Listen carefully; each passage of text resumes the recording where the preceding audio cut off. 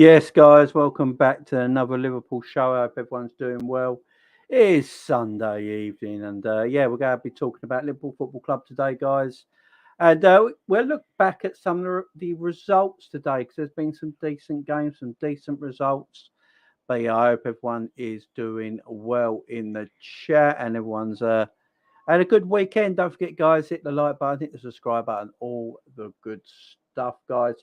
Yeah, I was going to come to you later tonight with this video, but you know, things managed to go in my favour, which I could come to you guys a little bit earlier. So, everyone's good. Everyone's doing well, and welcome to the show. So, yeah, we are going to talk about Liverpool Football Club today. The main topic is Henderson or Fabinho, who should play the number 6 against Man United, and maybe for the next couple of weeks, because I don't think, and I've said this many times on this channel, it's only my opinion, I don't think you can play Henderson and Fabinho together at this moment in time.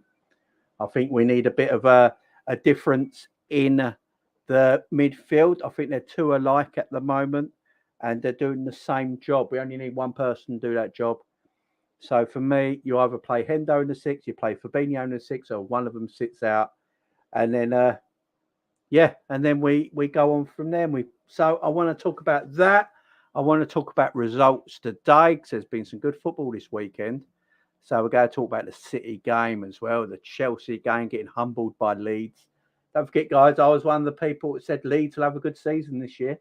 So hopefully that comes true. They've had a good start. Obviously, it's only the beginning. It's only 3 games. But, yeah, I'm looking forward to this season, guys. We are live on Facebook, YouTube, Twitch, and Twitter tonight as well, guys. So, everyone watching on all them broadcasts, thank you very much. Don't forget to like, subscribe, comment if you can, guys. I'll read out all your comments. Super chats are available. Memberships as well, if you want to join, are available as well.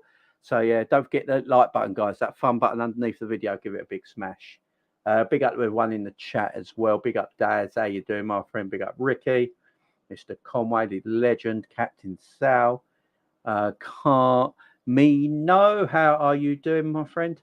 Big up 6 times. Hope you're doing well, my friend. Big up, Ravi. Thank you, Ravi. Lovely house. Big up, Carmina. Thank you. Coach's Corner. Big up to you. Big up, Paul. How you doing, my man? Big up, Jack. Big up, mate. Loving the new setup. Yeah, I've got rid of the green screen, guys. I don't know, yeah. I've got still bits to do, but yeah, I got rid of the green screen. It was doing my head in. It weren't working properly. The lighting you need for a green screen is, ridiculous. You need a lot of lighting, a very good lighting. And this room is just the room I'm in is quite dark anyway, even in daylight. So it's just one of them rooms. So it was just never working. So I thought, stuff it. Let's just put up a background like this instead. I hope you guys like it. It will get better. I will get some soundproofing on the walls and some extra little bits and things around as well. So it look better. Who plays alongside those two? That's what question we're going to get to in the minute. Coach's Corner. Big up, Edward. Big up, Noah. How you doing, my friend? Big up, Rivalry. Joshua's Chelsea got slapped and City drew. Great weekend. Yeah, we're going to talk about it. Let's hope Liverpool win the Premier League. Need Barella. Sihipo, how you doing? What's up, Jamie? Endo starts being the 6. Big up, John Moore. How you doing, man? Rick or Luke, whoever it's in charge at this moment, big up to you. SOS Fridge to the bridge. Chelsea getting battered everywhere they go. Savage in house. Am I tripping? I swear when I but the notifications on this video, it said 11 p.m. Yeah, it was Savage. Then I changed it because the kids are playing well, so I've got a chance to go an early video because the kids at this moment in time are playing ball, guys, in their bedroom. They're playing ball. They've both got their tablets. They've got a snack, and they've got Disney on the telly. So I'm probably good for 2 hours. Big up, Aaron. Penny's doing really well, actually, my man. So tomorrow, guys, what I'm going to do, I'm going to put a little thing on my community post about Penny. So everyone look out for it. I'm going to put a picture up, and I'm going to put a few things what's happening and all that on my community post. I'll give people time to read it, and then I'm going to delete it because I don't want her picture up there for too long, if that makes sense. But I'll put it up. Make sure you guys have a look, and then I'm going to take it down after. Okay. Jane, what do you think about the Sadio rumours? I think it's one of them players that we are interested in. If it happens this summer, I don't know. Big up Gary. I'm going to Shahani. Can I just say that name? Because I don't want to butcher the first bit. Big up to you in a way. Andre, doing even Jamie, given our injury crisis in midfield, I don't think we can leave either out besides Fab and Hendo. Start for me when everyone's fit in a way. Big up to you, Andrew. That's all cool. That's all cool. Nice up, Jamie. Thank you. Tomorrow has more important field now, given the results state. Certainly does. I thought the title race over 2 days ago. Big ups. Gary says the Savage. Great news, Jamie. Bless her. Thank you very much. Italian League or La Liga, Jamie? I've always loved the Italian League. I grew up in the 90s when the Italian football was on Channel 4 for free. Yeah.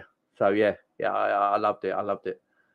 Call me Sid. Okay, Sid. Big up to you. Big up to you, my friend. Sorry, I'm not great with names. I do apologise. Big up, Del Boy. J Arsenal top league. I'm happy. Big up, Del Boy. Hope you're doing well, Del. Hope you're doing well. Savage, if you want to join, my man, you go if you're about. I'm going to send you an invite. My man, I'm going to send you an invite on Twitter. So, Savage, if you're about, my friend, I'm going to send you an invite right now. And if you want to come on and chat the breeze about Liverpool Football Club and the games this weekend, you're more than welcome to. I've chucked it onto your Twitter, my friend. Hope everyone's good. So everyone's good in the chat. Hope everyone's doing good. As I say, I'm live on Facebook, YouTube, Twitch, and Twitter. So yeah, make sure you hit the likes. Sweet. If it's not Liverpool on TV, I don't watch it. Big up, Ian. Big up, Ian. Sid said, Premier League, Liverpool smack United 7-0. Chelsea fan here, bro. Big up, Sid. Big up to you being a Chelsea fan coming in, my friend. Exactly, yes. Aficionado. Yes. Yes, Edward. Yeah, Edward, you and me are probably, I think we're the same age, ain't we? So, yeah, we grew up at a time that Italian football, when we was kids, used to be the best league in the world. Every top player in the world played in Italy. Everyone. Had all the money, the best players. It was tremendous. It was on Channel 4 every weekend. Then you had Gazzetta Saturday on Saturday mornings. Oh, beautiful time to be alive. Beautiful time to be alive. Sunday afternoons were the best. Who remembers Sunday afternoons when you're a kid or a teenager? Sorry, when you're about 18, 20, when you're like 20 years old, yeah? You're waking up on a Sunday afternoon with a hangover. You have a big breakfast. You watch the EastEnders on your bus. Then you watch Italian football. And then you have your roast dinner. That is what Sundays used to be all about. That is what Sundays used to be all about. Hungover, brekkie, EastEnders on your bus, Italian football, roast dinner. Them days don't happen no more, but they used to be beautiful. Big up, Stubbsy. How you doing, my friend? Stubbsy, if you're about, you can come on as well. I'll send you the invite. Let me know in the chat. Fab, Hendo and Kate start for me. Big up, Andrew. Fab for me, but Hendo starts in midfield. Shut a few doubters up on Hendo. I hated Italian football even then. Big up, Ian. Oh, Golazio. Big up, Adam Morgan. Ilias, how you doing? Play Hendo in the 6. Big up, Jack as well. Yes. Stubbsy, if you're about, I'll send you the invite, my friend. You can come in and chat the breeze with me as well. Let me just find you here. So, guys, how's everyone's weekend been? Has everyone had a good weekend?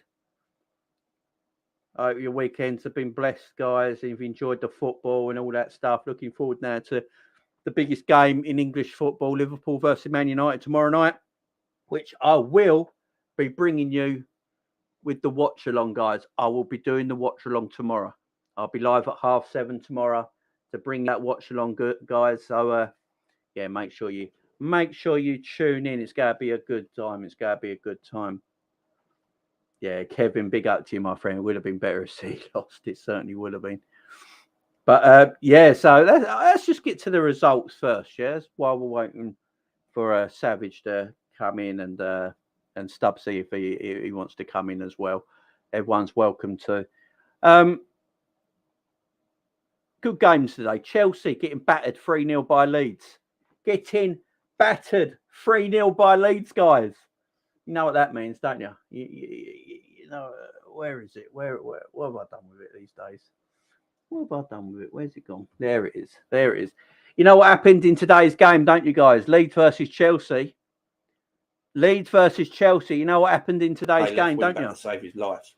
Can play left back might be a bit different. Mendy almost went to pick that up there, and then he's passed it completely wrong. Mendy's fucked up. Mendy's fucked up. 3-1 Real Madrid. 3-1 Real Madrid. Benzema hat trick. 50 seconds into the second half. Mendy fucked up. Mendy still fucks up. It still goes. Mendy still fucks up.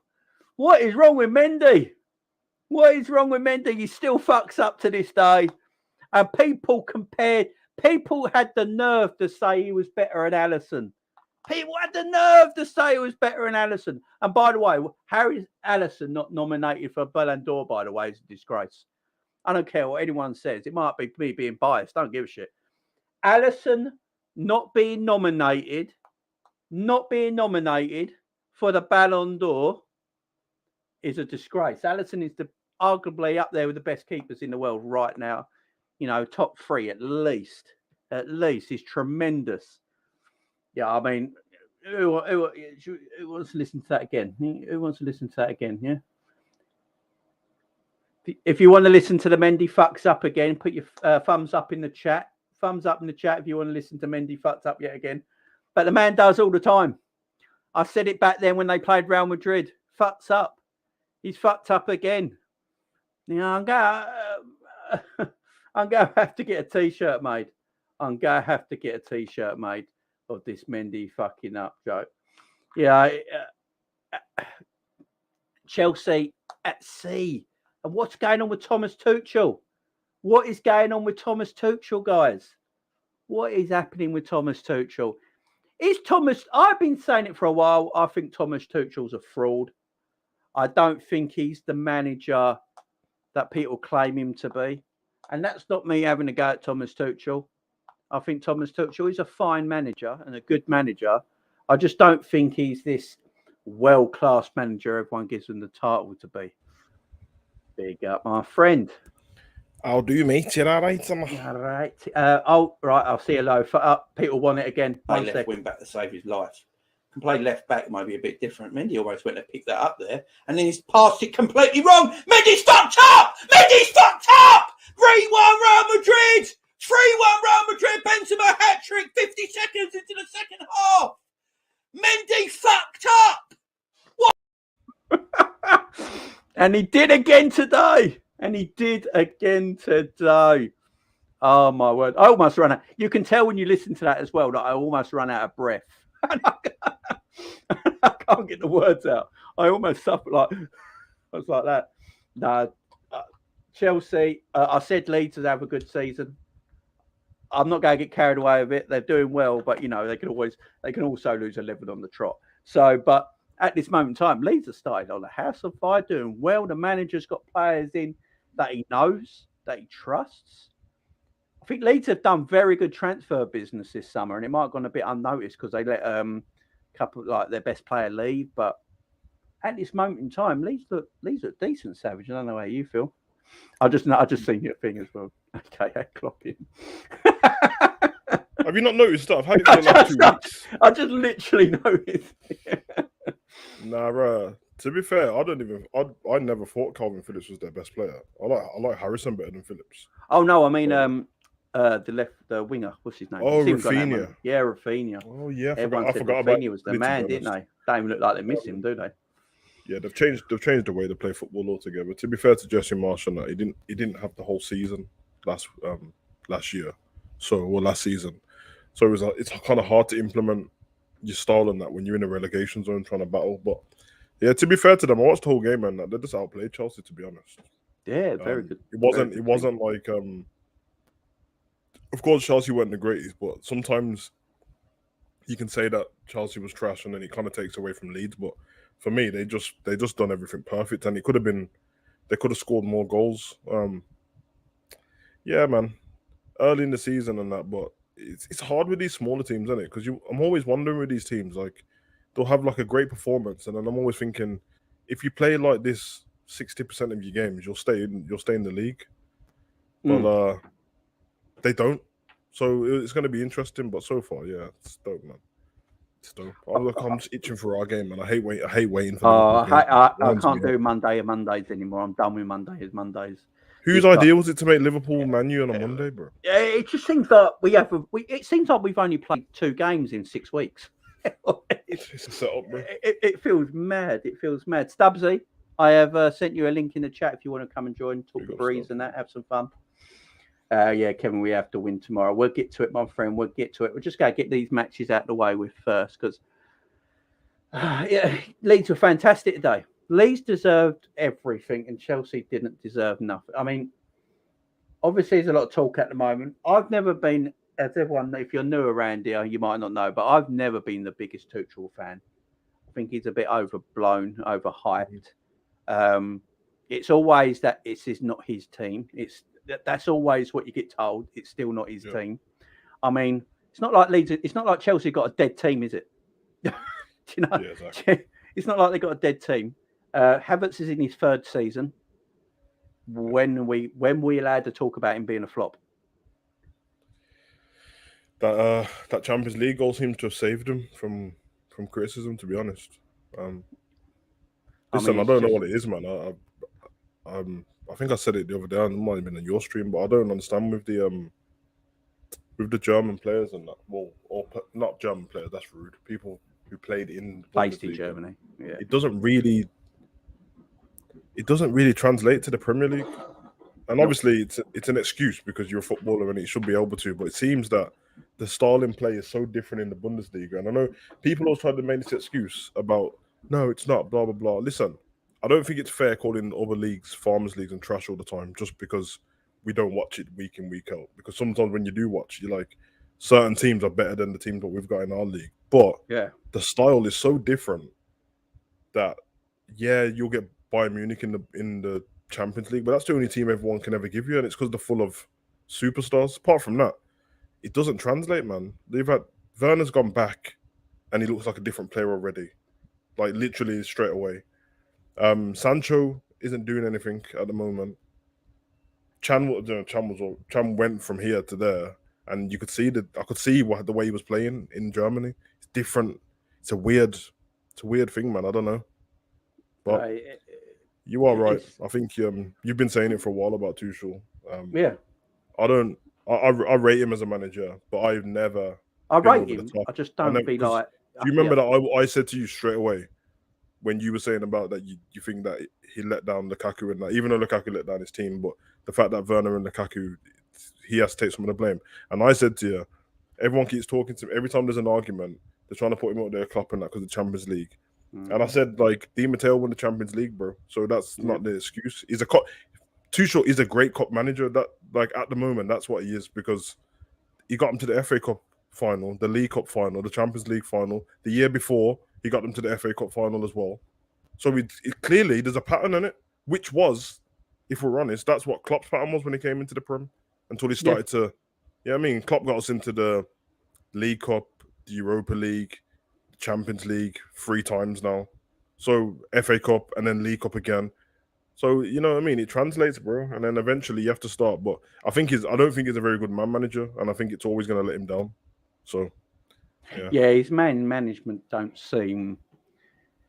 It's not noticeable if he has got any, because I don't notice it. You know, he doesn't seem to... Was that PSG, in it, when he lost his job there? Yeah. He don't seem to have a relationship with players, does he? No, he didn't. There was egos in it because he's still quite young, and having like Neymar and that to deal with, like, I don't know. I don't know what it is, man. There's certain man managers and that, man. That's why Klopp's so different to Guardiola and stuff like that. Klopp's closest to Alex Ferguson, but a little bit less harsh. Yeah. Because Fergie wasn't coaching people. Like, no, he wasn't on the training management. Ball away. No, just great management. I just watched Gary Neville's podcast, the whole thing. And he was saying that, like, most of the time, Fergie, even Rio said it as well. Like, Fergie wasn't never on the pitch with us. It's got really So- man shake. Yeah, he has. Let's he bring has got that Stubbsy in for 5 minutes. Here he is. How's it Hey, going, Lee, lads? You all right? Yeah, Not bad, Stubbs. not bad. How do you Good. feel about today's games? Chelsea game first? I know, shocked really. 3-0 Leeds. Didn't see that coming at all. And obviously Newcastle 3, Manchester City 3. Didn't see that one coming as well. I mean, obviously it's odds on. Hopefully if we can get a positive result against Manchester United, which I see us doing. Only 2 points behind them now as well. So it's now, isn't it? Yeah, I mean, it's so if Liverpool win tomorrow, we're 2 points off City, 1 point ahead of Chelsea, and 5 points ahead of United. So it's just it turns around, don't it? It does turn around. Yeah, the league's a shambles, man. People It talking is. about It's early doors, isn't it? this time last season, Everton was top of the table, so Yeah, and Tottenham Forest now, can they? So and Tottenham, for all their play, they don't look great. I know they're picking up points, but Spurs don't exactly look great. I mean, I've gone back and actually looked at our last 2 games. I'm probably being a bit harsh, but we've actually played all right. Palace we played. Palace we did. Yeah, it's just that finishing. Fulham were absolutely diabolical. The Fulham game, we was good for 20 minutes out of a 90-minute game. I didn't think we were good for that. But that game against Palace, we should have been 4-0 hammered for them. 20 minutes. But Palace had the better chances though, Jamie, didn't they? Yeah, we should have won that game. But look, United. We'll get to United game in a bit, but yeah, City today. I think when we did the prediction show, Savage, did we say it was going? We'd expect City to win, but a draw wouldn't. No. I didn't. I predicted Newcastle to win. You predicted Newcastle will win, yeah. I predicted Newcastle to win, City. and I cashed in my bet before Man City scored. Oh, we're 3-1. Are you guys on bet 365 by the way? Yeah. William, I'm on bet. You can get a £5 free bet on the game tomorrow. Yeah. Well, already Bet 365. Yeah, I got my bet 365. I had a good weekend with that still, man. I cashed out on that one. That was both teams to score and Newcastle to win, and then I've got a holiday to pay for as well. So and then I got the thingy one, the Usyk Joshua one, perfect, man. So that was last one. You know, I rewatched that fight today. Yeah. It was outclassed, but what I will say is, Joshua hit the cleaner shots, right? But my God, Usyk don't stop. Yeah, he's fun. Usyk don't stop. Joshua hit the cleaner shots in the whole fight. No doubt about that. He hit the cleaner shots in the whole fight. But my God, when Joshua hit him with one shot and it was clean, he went to the body a lot, Joshua, yeah? He was hitting him very clean to the body. And then Usyk just came back with 10 jabs. It's like, you can't stop him. I've never seen anybody get hit clean with an uppercut and just carry on walking into the next shot. It's just Matt Usyk's he's just, look, when he's fighting the war in Ukraine, paused it, trained a little bit, fought, and now he's going back. The man's a beast. Don't start with them people. Who was the one that gave actually Joshua 2 rounds though? Because I'd love to see what he's looking at. Whoever that was. I gave Joshua 6 rounds. Did you? What? Yeah. Jamie. No. I tell you, I watched it twice now. Yeah, Jamie. I watched boxing. I watched boxing without the volume on, so just me and the fight because I hate being influenced by things. I always watch boxing with no noise on. 6 rounds. Turn it on mute. Yeah, I gave him 6 rounds. I thought you've watched a different fight. I watch fighting differently. See, I've always been like this about boxing. So when I watch fighting, even in UFC, MMA, boxing, I always look who hits the harder, cleaner punches, who hits and who is more busier. Now, a lot of judges will give the fighter that's busier the points. I've always looked at boxing like if you hit someone once in a whole round, but it's almost rocked them to their core, and they're on wobbly legs, right? But that's the only punch you've hit in the whole round. But the other fighters come in with about 70 shots, but they're all glove shots and stuff like that, and the grazing shots, right? For me, the person who hit the harder, cleaner shot, even if that was his only shot in the whole round, gets the points. Okay, that makes sense. I gave him round 9. and then I give round him 11 3 was rounds just at the weird. most. Yeah, and then That's, round 11 was just a weird round where I was like, Yeah. this. It felt like nothing happened, but that's when Joshua gave him a few body shots and that. But Yeah, that's just it's a shambles anyway, man. He was winding me up, bro. Like he's actually. I was honestly getting so mad, bro, in my house. I was like, someone take the mic off this guy, and just stop making it about yourself, because it was getting me. He got so 2 or 3 rounds at the most, didn't he? That's the thing. I'll tell you about AJ. Like, I'm telling you right now, there's only 2 heavyweights he can't beat, and that's Tyson Fury and Usyk. He'll beat everyone else in the heavyweight division.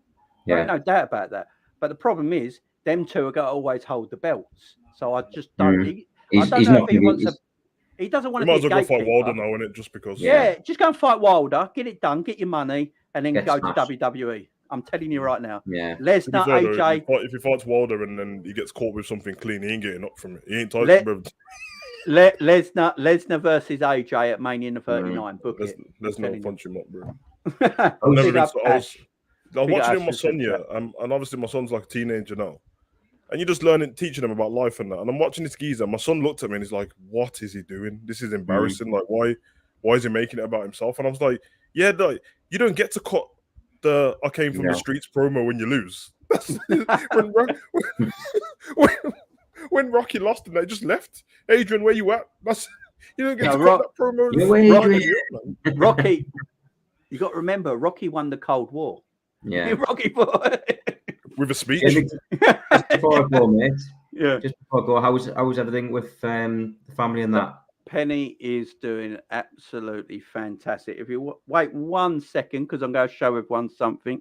Come on. Oh, bless but her. yeah, Penny is doing amazing, absolutely amazing. You around tomorrow, Stubbs? You what, mate? You around tomorrow? It's midday. Unfortunately, I'm working. Unfortunately. Right. Cool. I wish I wasn't, but unfortunately I am. Yeah, Penny's Mondays, doing. Tuesdays, and Fridays I work till 8 o'clock. Penny's doing out of this world, guys. Out of this world. I'm going to try find something right here, and I'm going to get it up for you, everyone, to look at. That's the best news, man. Yeah, she's doing she's doing great. She's doing great. Let me just see if I can get this up right now. Yeah, she's. Big up to the doctors as well, man. The surgeons. And doctors. Well, yeah. I mean, she's at Great Ormond Street. I mean, it's if you go anywhere to get anything done for kids, Great Ormond Street. You know, that's the way you want to go, don't you? She's doing out of this world. She's 5 years old, and the stuff she's doing. I know. And going through. No, so here she is here. Bless her. Look at her. That's my daughter Penny there, guys. She's had neck fusion surgery, and that halo around her head is drilled into her skull. And then and that is the straightest she's ever had her head since birth. God. She's never had her head that straight. Look how happy she is about it. What a warrior. Honestly, what a warrior. So she's doing tremendous. For her to be smiling like that, bro. I know. Yeah, she's doing great. She's doing great. She's a credit to you, mate. She's a credit to you. She's my hero, because I wouldn't be going through it. I'll be in bed. I'll be claiming, I'll be doing everything. Bless her. She's just got on with it. Big up to Ash. Evening, guys.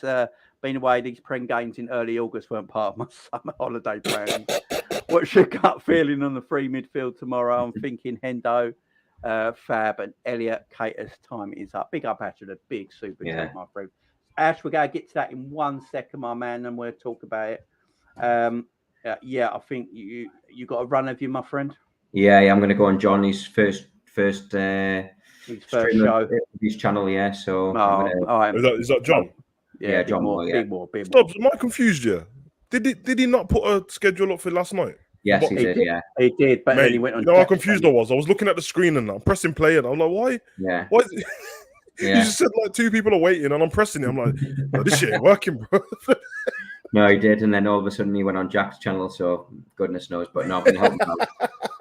So big up to John, man. Yeah, definitely. Love John. Love to John. I'll catch up with you soon, both of you, anyway. Yeah, talk soon, my friend. Talk soon.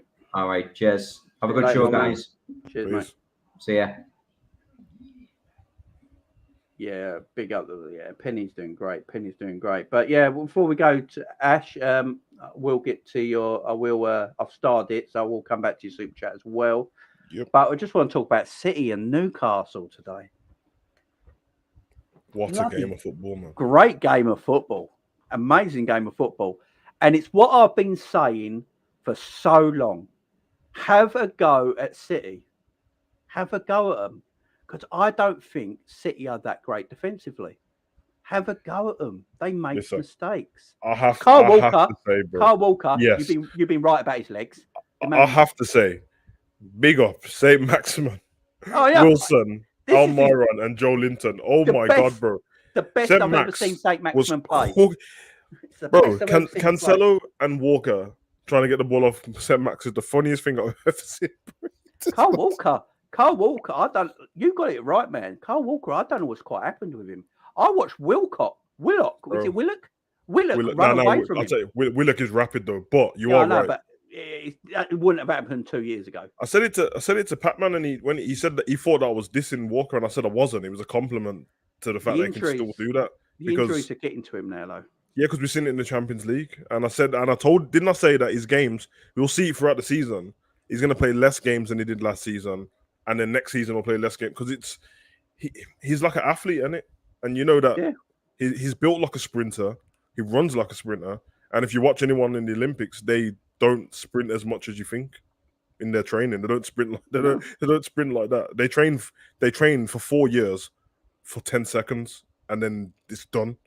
Walker does that week in, week out. So you know, man. To be fair to him, it's not like everyone's going to have problems with St. Maximin on that wing. But that's the best I've seen him play. That was just great. He's got that 6-year contract though with him, and I keep trying to tell people how young he is. No one ain't listening to me, bro. He's not old, bro. He's like 23, isn't it? Yeah. He just looks a little older, don't he? He looks a little bit more he's a street baller. When he's on the pitch, he looks old, but when you watch him in an interview, you can see the youth in his face. But Joe Linton, man. Bossed that midfield. What I said it to you. I don't know. He's on that special. He's on that special sauce, ain't he? That's what he's. It's crazy, bro. He looks like a completely different footballer, bro. Hey, you gotta give credit to Eddie Howe. He's transformed his career. Steve Bruce holding him back, man. Steve Bruce making him a striker when he blatantly ain't one. Thing is, though, he was never a striker at his former club. He wasn't a striker. Yeah, that's my thing, man. He just made him a striker because he's big. When we done the preview, and I said that if Trippier has a good game as well, which he did.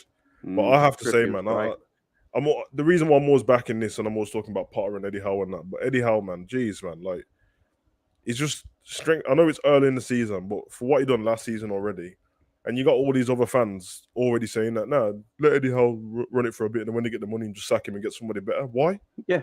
Let him build. Eddie Howe, what's Eddie Howe doing wrong? they're playing like that because they are playing for the manager, bro. They trust the whole thing, bro. And he's always shown bits of good tactics and that when he had Bournemouth, but obviously he had no resources. That's how he got him into the Prem in the first place. They're playing the best football in the Championship. So for me, like I said last week, like what I looked at this today was, if you saw Newcastle's bench, they had 3 academy players and 2 youth players on the bench. So his main 11 was the best he could put out, and look how well they've done. And I'm like, invest it. If the investors do something, get a bit of money so we can just have. Like, think of it, man. There's players even in like, you could say our squad, Man City. Like you can go around the league and pick different players out who are not being used, but are utility players and probably should be playing first team football somewhere. And Newcastle could snap them up and build a little squad, man. And once they win a cup or something, like an FA Cup or a League Cup or something like that, and the belief goes into that squad, that's when they're going to start putting the money in, because you know it's coming. They're just trying to be clever at the moment. Yeah. No, I mean, it will come eventually, but as you say, they're trying to be clever. But no, they were fun. They were great, man. They were great today. Deserved to be 3-1. It's just a shame that he came back. But was you doing what I was doing, Jay? Was you when it was 3-2? Was you watching the clock hoping it would go faster? I was just looking like the last 30 minutes went like an hour, didn't it? It was mad. Mate, when it said 5 minutes added on, that is the longest 5 minutes of football I've ever seen. They played 7.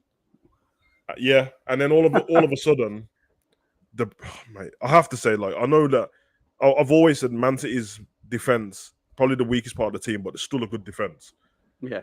But flipping how they're a good team, man. Like, even you just saw it, didn't you? Like, oh God, Man City's going to come back into this. Because my son kept messaging me going, oh, look, he's putting the eyes in the group. And I said, son, this could end up 7-3. Just stop it.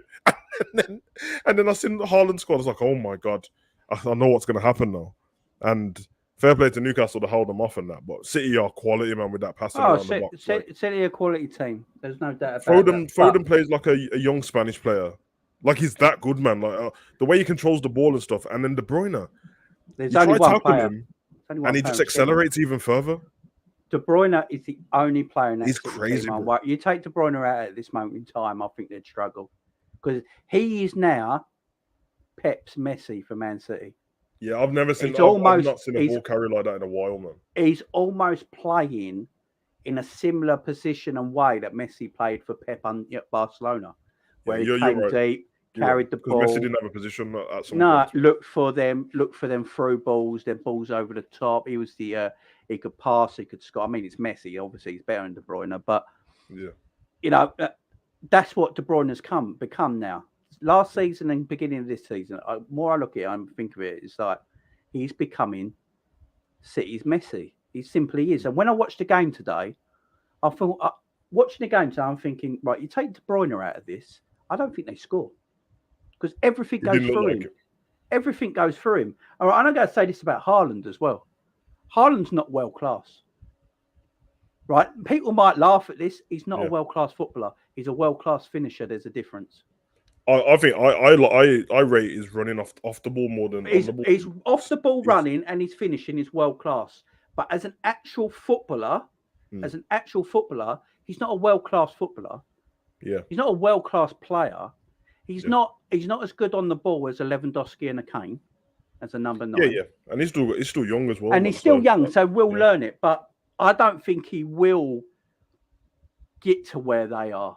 It's just the same about the way he wants to play. Haaland doesn't. He's going to Real Madrid in 2 years anyway, so he ain't worried about that. The way I look at Haaland is he doesn't mind if he doesn't touch the ball for about half hour. Oh Haaland he doesn't care about that. He doesn't care about that. Haaland knows if a ball drops in the penalty box, he's going to be there and he's going to score. Yeah, that's what Haaland does, and that's what I'm saying. I don't think he's a world-class footballer. I've seen him play for Dortmund. I've seen him play for City so far. You know, he does miscontrol it a lot. The ball does bounce off him quite a bit. Yeah. His running style, I think, is going to get him injuries because he can't shake that. He hits the ground really hard when he runs. Yeah, and he's very explosive. So he hits the ground really hard when he runs. Because he's so big as well, I think that's going to cause him injuries as well. He gets in great positions. Foden should have set him up twice today. He did it. Foden did that last game as well. Yeah, Foden looking greedy. I think Foden's getting a bit. I don't like Foden personally. I think he's as a person or player? Because as a person, he's a media. Me either, man. He let his mom get punched up. Bro. Yeah, he's a media darling. He can't do nothing wrong. I mean, what he did in England duty when he was in Iceland sort of went over everyone's heads. If Raheem Sterling did that, it's on every front newspaper in England. 100%. Slagging him off. Foden does it as a laugh. I just don't like him as a person. As a footballer, there's nothing you can say, is there? You know what I think, though, about that not scoring the ball to Haaland thing? I don't think I'm not sticking up for Foden, but everyone just remember for 1 second, this is the third game, innit? And he's been playing without somebody in that position to pass it to. Like, remember, they've struggled with that. Usually they go to the byline and cut it back to De Bruyne or Bernardo Silva and that. Now they've got a number 9 to cut it back to. And I think it's just not natural for him to do it because he's played. Remember, Foden's not been in a full team player, like starting every week for longer than 2 seasons. So I think that will get better because obviously, if not, Haaland's going to punch him up because he keeps shouting at him. But no, I like Foden as a footballer. He's tremendous. He's a tremendous footballer. You can tell that he's practiced off David Silva. He looks like it's what he models his game on, ain't it? And When he said it before, he said his favourite player was David Silva, and I was like, who's ever said that? And I'm like, oh yeah, he's so young, and he's in the academy. That of course that would be your favorite player. That makes sense, doesn't it? And Totally. it's- Foden's a quality player. I just don't like him as a person, but Yeah, as a yeah, player, absolutely. as a player is undeniable. But Haaland, as I keep saying, world-class finisher, no doubt about it. Makes world-class runs, but he's just not a world-class footballer yet. He's just not a world-class footballer, and that's not taking. It's just the fact. He's just not a world-class footballer yet, but he will be. But right now, he's not. But as a finisher and he runs off the ball, fantastic. The more him and De Bruyne get used to each other, it's going to be dangerous because De Bruyne just finds him every single time. Every single time. De Bruyne is at the moment the only Man City midfielder who sort of got a telepathic link to Haaland sort of thing. Yeah. He knows the runs Haaland's going to make because he knows the runs he's already going to make, De Bruyne can find that pass. Where at the moment, Foden's not used to it because Foden's a young boy and he's been playing a certain way with Pep's style without a number 9. With, De Bruyne's a bit more seasoned. He's played with number 9s before, so he knows, in the Belgium setup and stuff like that, so he knows how to find. But once Foden gets used to it as well, as this season goes on, it's going to be dangerous. It's going to be extremely dangerous. Gundogan as well, man. He's on that And guy Gundogan again, always goes little under the player. radar. He's been dope forever. Yeah, tremendous little player. I want to know how. I'm still trying to figure this out. How De Bruyne played that through ball to Bernardo Silva through someone's legs. Yeah, he's just quality, isn't he? But he meant to do it. Yeah. Because when you watch the replay back, I'm like, there's nowhere else to play this. He just puts it between. He didn't even get the acknowledgement on commentary. Commentary didn't even acknowledgement because he does it so often now. They just said it like it was a regular. Yeah, it was a beautiful pass. Beautiful pass. Mate, anyone who can decide. I mean, I seen Thiago do. Who did he do it against? He backheeled it through someone's legs to Jota last season towards the end. Was it against Wolves or Southampton? Oh yeah. Remember that? He backheeled through Wolves. I think it was Wolves. I think. Yeah. And I'm like, only those kind of players can do that, man. Like that is, mate. I have a needle past that. Yeah, and he's actually annoying because when Trippier took him out, I don't blame him because the way I saw him like driving with that ball, I'm like, they're gonna score if they let De Bruyne get forward with this. And big up to the ref as well for going to VAR and changing his mind because that's how it should be. You're allowed to get stuff wrong if you're gonna look at it after and change it. Oh yeah, so, totally. Yeah. They got. Obviously, there was a penalty. I think is it John Stones? Yeah, John Stones. I think some refs give that in other games. Yeah, Newcastle. There was a few decisions what Newcastle didn't get. It was the one when he was nowhere near the ball, but he literally pushed his head when he was jumping and pushed him over. Yeah. Some refs and some VARs might give that another game. So same with there was a free kick what should have been given to St. Max, and then their player got booked after when was it Walker who jumped all over his head or was it Diaz? Yeah. Diaz, Joe Linton and Joe Linton was just standing there waiting to receive the ball, and then they've just literally gone over his head, and the ref didn't give anything. I was like, weird, man. Okay, but it weren't like I don't think they was a reason for any of the results or anything like that. Just little picky things. But they've changed the rules now, and I give the rest more leniency. Yeah. So the way it's going now, that is what I'm a fan of because I'm not a little bitch in it. I'm not a fan of like little things. But the problem they've got is you've let footballers become accustomed to any contact is a foul. So that's why everyone's on the floor screaming like, "Yo, where's the free kick?" And now some of them, even to me, are looking at like, ain't that free kick? And it's only because I'm used to it now. You refs have been telling us for the last 4 or 5 years that you can't tackle properly. So I'm interested to see if one of those tackles happen in the box, if they give a penalty, because it ain't happened yet so far. But I'm thinking, I hate when I hear commentators say, well, there was contact, so it's a penalty. I'm like, it's a flipping contact sport, bro. Like that, the little tap what he had didn't make him go down. Like, I've seen it. When Walker went like when there was a tiny hand on the back, but there weren't a push, was there? Or weren't a grab? It was like it was Joe Linton again, isn't it? Yeah, it was just a reach. What And foul? Walker, that wasn't a foul. It wasn't a Walker foul, got- bro. Walker got himself in trouble, knew it, and went to ground and bought the free kick. Yeah, them shouldn't be counting because, as you say, they're saying now they're allowing contact because it is a contact Yeah. sport. But it all depends on the severity. I mean, they got the red card right as well. They drew that. Yeah, I back like because that. I like that. That was Big a up to the ref, yellow. that's what I said, man. Last season, that would have still stayed a red. Well, the thing is, I actually saw. I know why the ref gave it because of the Because position it's so it was in. quick. Yeah, it was so It looked quick. like Trippier studded his knee. Yeah. So to be fair to the ref, if you give him a couple of minutes to find out, then it's like, okay, I got it wrong. Yeah, Fair enough. He just caught him. That's how it should be. It's Yeah, what well- should have happened with Kukurea getting his hair pulled, by the way. You should have checked Well, it. yeah, But anyway, they said they got that wrong. Like 2 days yeah, after. it's he too late finished. for Chelsea, isn't it? Stupid. But yeah, Stupid. I agree, man. I think you can't do this thing where you're going to let tackles go, but then little taps on the back is a foul. Because I hate it. I hate when I play. Well, only Salah, Kane. I've seen Bernardo Silva, De Bruyne. Like, I don't like them little things where it's a touch on you in the box and it's like, well, there was contact. I'm like, nah. All of you like stay on your feet, bro. But then the ref never reward them for staying on the feet. That's why they go down, ain't it? Because refs don't give you it's fouls weird. for standing up.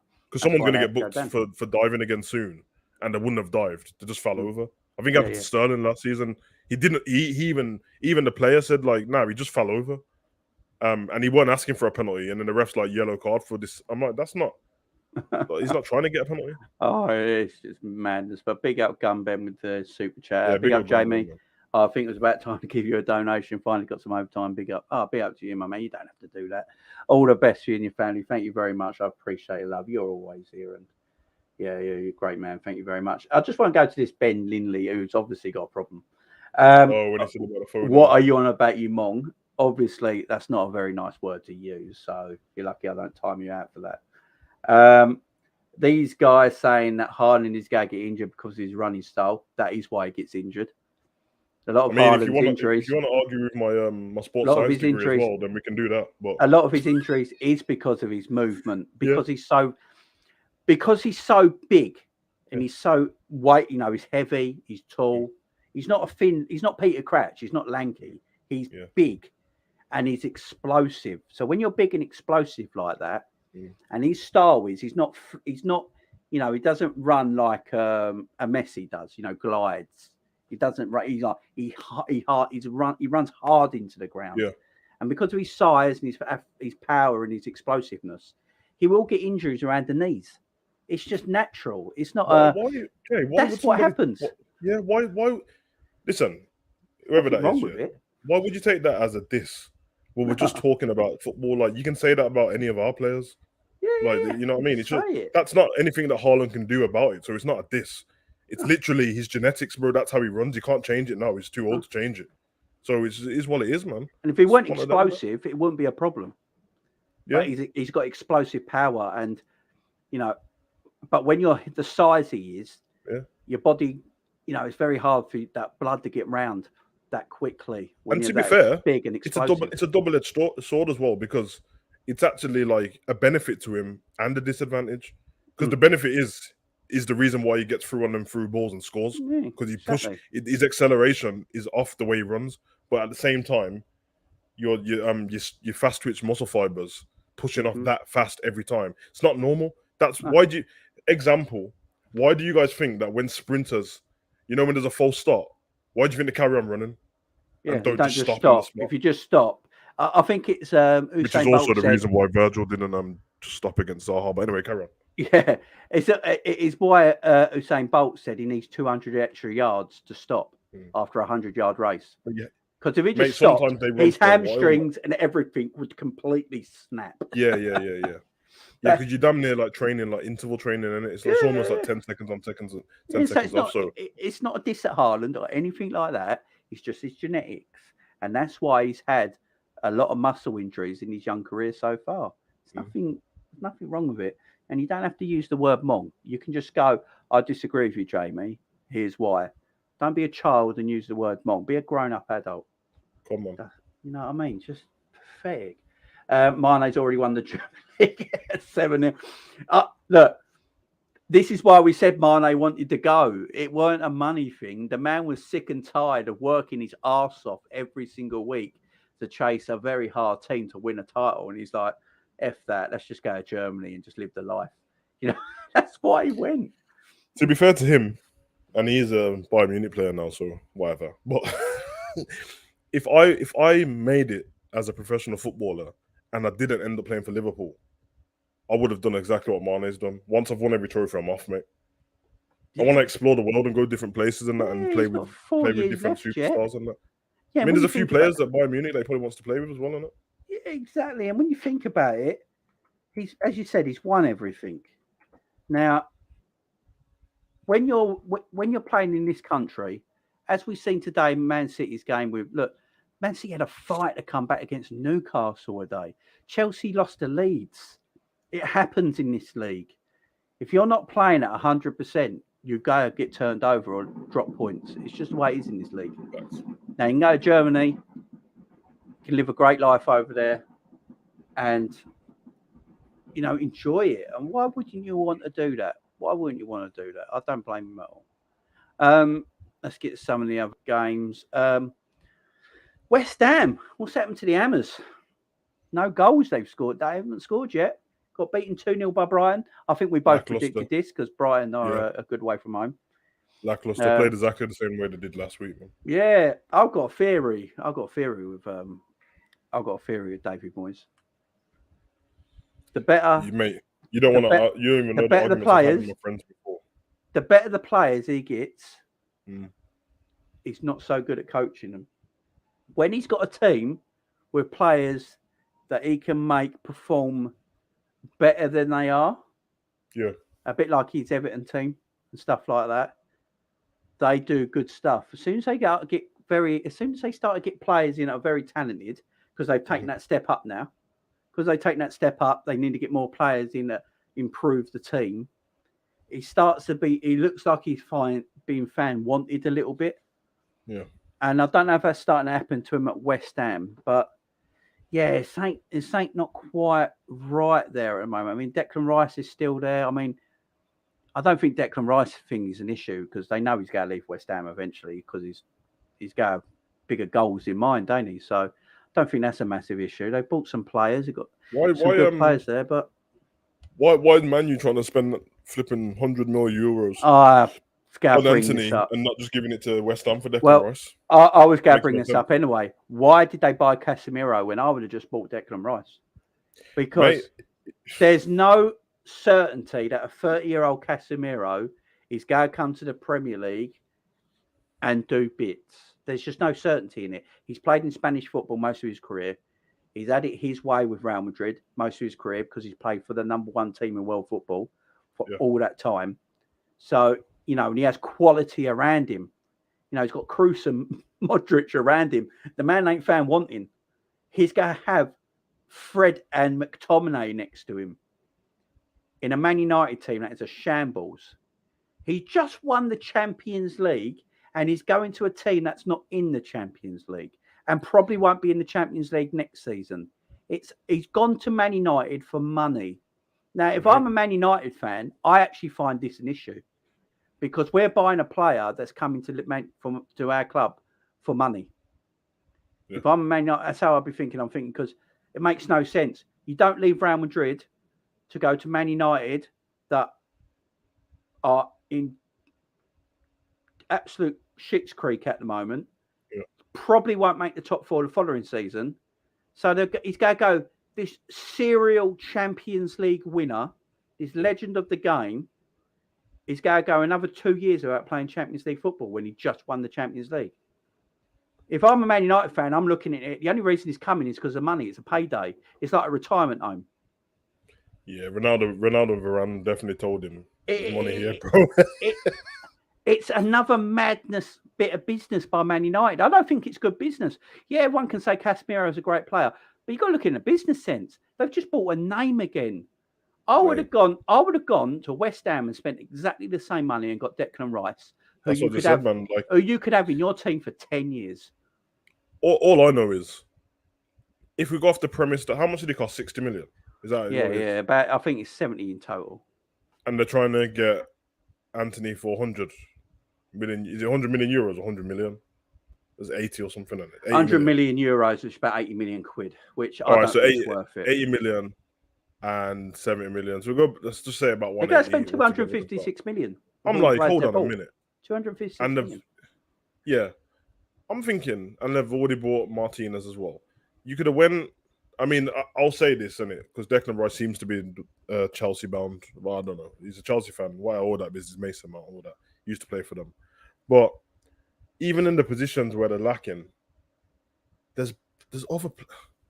I would have got Ndidi from Leicester, or Maddison, because you're probably not going to buy both of them. But that kind of position, would have robbed Bowen off them as well. You know what I mean? Kept some money over. Mate, you know what? I'm not giving Manu any ideas. I hope you make all the wrong decisions, and I hope you keep doing it, because bro. he's there. Only Ronaldo's go earn more than him apparently at Man United. So he's on close to 400 grand a week at Man United. He's 30 years old. He's going to be 31. And he's not. I don't see how he helps this Man United team right now. Do you think? Yeah. Makes no sense. This is a question for you. I don't know the behind the scenes and that. It didn't look like it from when I watched the documentary. But do you think that Pogba had a conversation with Ten Hag at any point, or did they just miss each other on the way out and the way in? I don't think I don't think they spoke. I think it was just. Well, if that's the case, that's shit. Because if I'm Ten Hag, bro, before anything happened, I'm going to have a conversation with Pogba. I'm letting him know, like, you're part of my plans. I'm doing this. I don't know if he spoke to Ronaldo. It's weird. Ronaldo shouldn't be at that club. Yeah, you're right. Because Pogba was on his way out, and I'm like, he's gone, and he was on his way out when Ten Hag was spoken about. Everyone knew that Ten Hag was going to be their manager from like when there was 2 months left of the season or whatever. So I'm not like, when you're looking at the players they're buying and stuff and how much money they spend, I'm like, you already had those kind of players at your club, bro. And like, Anthony's going to play in Sancho's spot, so he plays. I don't get it. How much does Sancho cost? 70. I don't get. I don't get. You got 140 million pounds, 180 million, 180 whatever plus in that spot, and only one of them's going to play at one time. And then because you got Rashford on the other side, is on the left cutting in, and then you got Martial up front. So I don't know what's going on there, bro. You know what I mean? Honestly, their transfer business is this: closed eyes, darts, players on the board. That whoever it lands on, they go and buy. That's their business. That's how they do it. It's mad. Anthony makes no sense to me. No sense. Sincestra at Feyenoord cost 22 million and a better goals against ratio than Anthony at a better team at Ajax, but he's going to cost 100 million. When they're going to get that guy what we played against when we played against Salzburg, the one who twisted Milner and Curtis? When he's supposed to go? Yeah, and he would have been cheap. Apparently they're after Gapco as well. They want Gapco and Anthony in. And then they told us that they were going to get. They told us. I remember this. The first person they said they were going to get was Timber, but he's not there. He's just signed another contract. I don't know. Timber was like, I ain't getting there. Jesus Christ, you having a laugh? Mate, I don't know what's going on. In that club. Send the midget. I'm staying here. So I'm not going nowhere. I mean, it's just. I don't. If I was a Man United fan, I would. At Real Madrid, because I do watch the league, I've seen Casemiro over the years have mad injuries here, and you think he's going to be easier on his legs in the Prem because it's not. And yes, Sesko's who I was on about. Yeah. He's gone to Leipzig. Yeah, no, that's what I mean. Yeah, they're going after Gapco now, aren't they? That's who they're going after. Oh, mate, this is it's just players they make up. They've got no scouting. We'll wake up tomorrow and they'll be getting Dumfries as well, bro. I'm telling you, there's no scouting at Man United. This is why Man United fans are so annoyed. But if they get all the players they're meant to get in, if they do get Anthony in, Martinez in, Casemiro in, and the other players they've got in already this summer, their transfers will go. This transfer summer will go 256 million. It's madness. Everyone noticed that the Glazer talk has stopped the last 48 hours as well. Mate, that's what they've done it every time. Last season when there's oh my God, how did they fall for this, man? This is where fans have to start being fickle. And it doesn't matter what happens, even if you rate the player what's coming in, still protest everything. But it's I rate Casemiro. I think Edwards getting the royal in the stick. I rate Casemiro. I really rate him. But coming to Man United now doesn't help Man United. I don't see how it helps Man United right now. I just don't see how it helps. I think Declan Rice helps Man United more now than Casemiro does. Because I was going to say, I literally said that he's not. I don't know how it's going to be on his legs, because that's a fact, because he's older now. And he's got Fred McTominay next to him. And I mean, if he's smart, they'll play him and Fred and not play McTominay. And what I was saying is, he's just flipping. It's the team around him, innit? I never do that. I never deny players because they go to another team. Because I've seen people doing that with Haaland, acting like he was trash because he was going to City. I never do that. But no. The raw stuff to think about, bro. I mean, people done it about, you know what I mean? He's our 30 players. years People old. done the same thing about, people did it about Thiago, and it was true. Because he's injured. And he's 30 years old. Look, he's a quality footballer. I'm not getting away from that. Tremendous footballer. But the thing is, though, for the last 8 years, he's played with Kroos and Modric next to him. He's played in Europe every year. He's won, 5 Champions Leagues? In Ridiculous. 5 in 8 years or something ridiculous like that. Yeah. In that midfield three, which is arguably the best midfield three since Barcelona's famous three. You know, that is the best three. Yeah. And he's going from that to going to Man United to play alongside Fred and McTominay. That's why I'm saying Rice would have been a better deal right now, because Rice is used to playing with average players around him. Yeah. So if you put Rice in this Man United team right now, I think he might get around the pitch a bit better. I think he's got better leadership skills at this moment in time as well. Plus, you get him for about 10 years, probably 8 to 10 years, easy. Yeah, and I think he won't be on 400 grand a week either. I know that. They're gonna have to do. It would make sense for me that you'd have Fred and Casemiro in the 6, and then you'd have Bruno ahead of him in it. Because I can't see the place where Bruno's going to be on the bench, bro. He's not come to Man U to be on the bench, and he won't have it either. He's just not good enough, to play. You can't play him in midfield. He's just too. I've just quickly gone on John's channel to have a look. The man's had a clean shave as well. Big up, John. Oh, you got if anyone goes over to John, tell him big up to him. No, look, United are in a world of hurt, but obviously it's the big game Monday. Liverpool, Man United. Let's talk it, man. The biggest game in English football. I know City fans might not like to hear it. I've said Liverpool and City is the best game in Europe right now, but the biggest game in this country is Liverpool, Man United, and it always will be. City could be like this for another 20 years. It still won't be the biggest game. They need another 50 on top to. Yeah, it's Liverpool, Man United. There's too much history, and it's not just football either. It's just not football either. This is rooted. And Redman just done not a documentary, but they just interviewed a couple of our old players about that. They brought out a book, I think it's called Red on Red, and they said the exact same thing what me and you said about it's the maddest rivalry. Yeah, based on the fact that it can only be based on success, really, because we've never been good at the same time. No, never been. And they were saying that even they went through like the 70s and 60s and all that, and it was like nah, we've had Villa as rivals, we've had Nottingham Forest as rivals, we've had Leeds as rivals, we've had Man City as rivals now, but we've never had Man U as rivals. Because 2009, okay, you can kind of count that if you want, but that's like a little bit. And once the games in hand came, Man U was ahead of us, bro. But that was the closest it's ever been in the whole last 30 years of the Prem. 2009, closest time. Yeah, it's mad, ain't it? Since the existence of these two teams, they have never been great together at the same time. It's not like Barcelona and Real Madrid in Spain, great at the same time, competing all the time. You know, the 60s, Man United had their shine. 70s, it was Liverpool. 80s, it was Liverpool. 90s, it's United. And then the early 2000s, you know, Arsenal came into it. It's just never been, you know, these two massive... Look, no matter what people might think of Man United right now, they're still an elite football club worldwide. They just are. And that's why they still get a good lot of headlines, even though they're absolutely rubbish at the moment, is because the name, you know, they are massive. And so are Liverpool Football Club. And, you know, Liverpool have got the most honours in English football.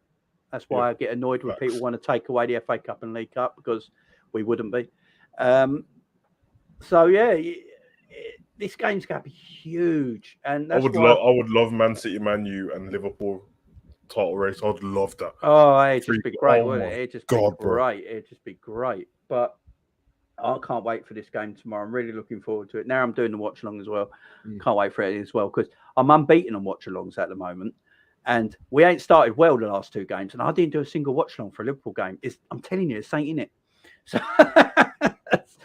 so yeah, I'll be doing the watch along tomorrow and we're going to get all 3 points. And then I'll have to carry on doing it. Good game for tomorrow. But obviously, I've got the thing on the, as everyone saw the thumbnail and the title of the video. Who plays 6, Henderson or Fabinho? Because right now, I think there is a question to ask because Fabinho is not in great shape. I know a lot of people keep talking about Henderson on social media. Henderson's the butt of all jokes.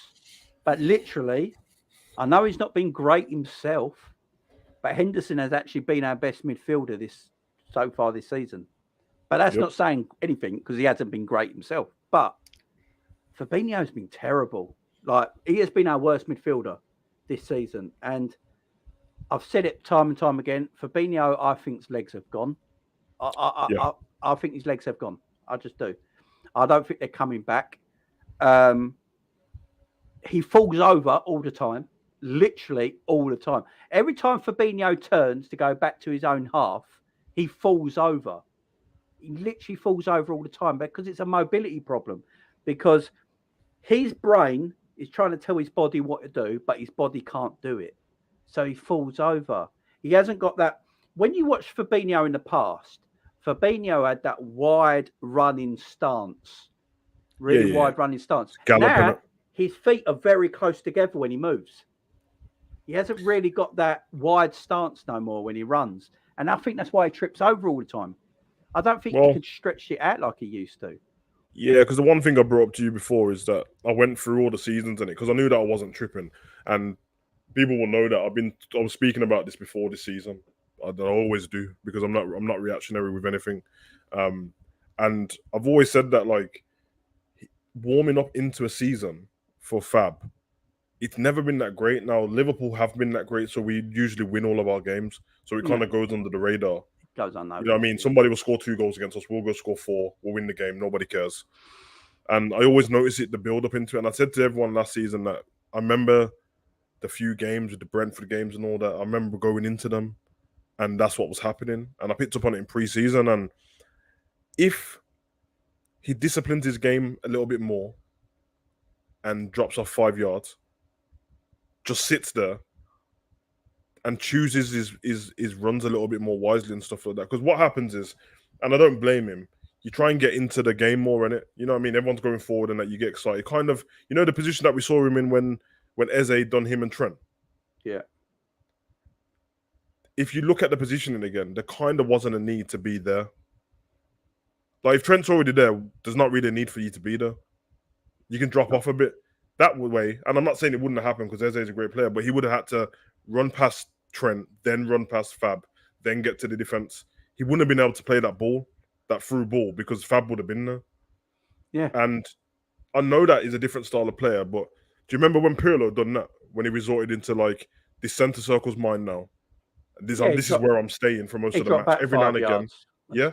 And he just destroyed people. Even, I remember when everyone was saying that their team was aging and they beat us in the World Cup. Pirlo was just... You know what I mean? So he's great. He's a great player still, Fab. I don't think his legs are done, but the warming up into seasons and that. This ain't not right, though, because his mobility is getting worse. And as you said as well, he trips over a heck of a lot. He falls over all the time. Is for me. His balance is like really off.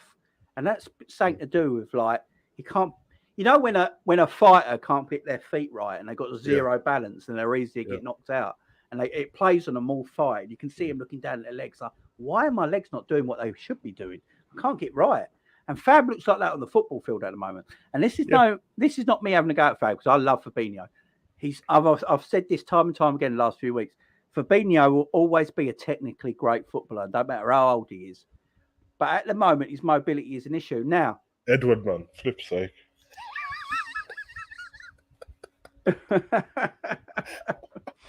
Jesus Christ, Rebecca was my wife. There post watershed yet. There is no watershed on the internet. But no, he's always going to be a great technical footballer. There's no doubt about that. But there is something wrong with his mobility at the moment. And look, I know everyone. The thing that pees me off the most is all the time is he's a defensive midfielder. Yeah? Oh, I hate it. I hate it. If he's left on his own, it's his job. You know, people are not meant to stay by him because he's a defensive midfielder and protect him. His job is the defensive. When Virgil got left on his own, nobody said. Yeah. When Virgil's left on his own, he's a defensive midfielder. His job is to defend that part, that space between the centre backs and him is meant to be where he defends. Now, because at the moment he can't get about that part of the pitch from left to right as well. Yeah. That is the issue at the moment. Now, Hendo has more mobility than Fabinho right now. There ain't a doubt about that. He has more mobility. That's why I think Hendo should play the 6. Because I don't think, I'm coming to a thing now, I don't know if Hendo and Fabinho can play with each other going forward as much as they used to. Because I don't want to see... Because Hendo shouldn't play in the 8 anymore. Yeah, I don't want to see Hendo on the 8. That's my problem. And if Fabinho's going to play, Fabinho can only play 6. That's his job. That's his position and role. I don't want to see Hendo in the 8. I want to see Harvey Elliott in the 8. I want to see that. I want to see him in the 8. And the thing is, Hendo can't play off the left, on the left-hand side. He's just not suited over there. He has to play 6 or right. That's where he plays.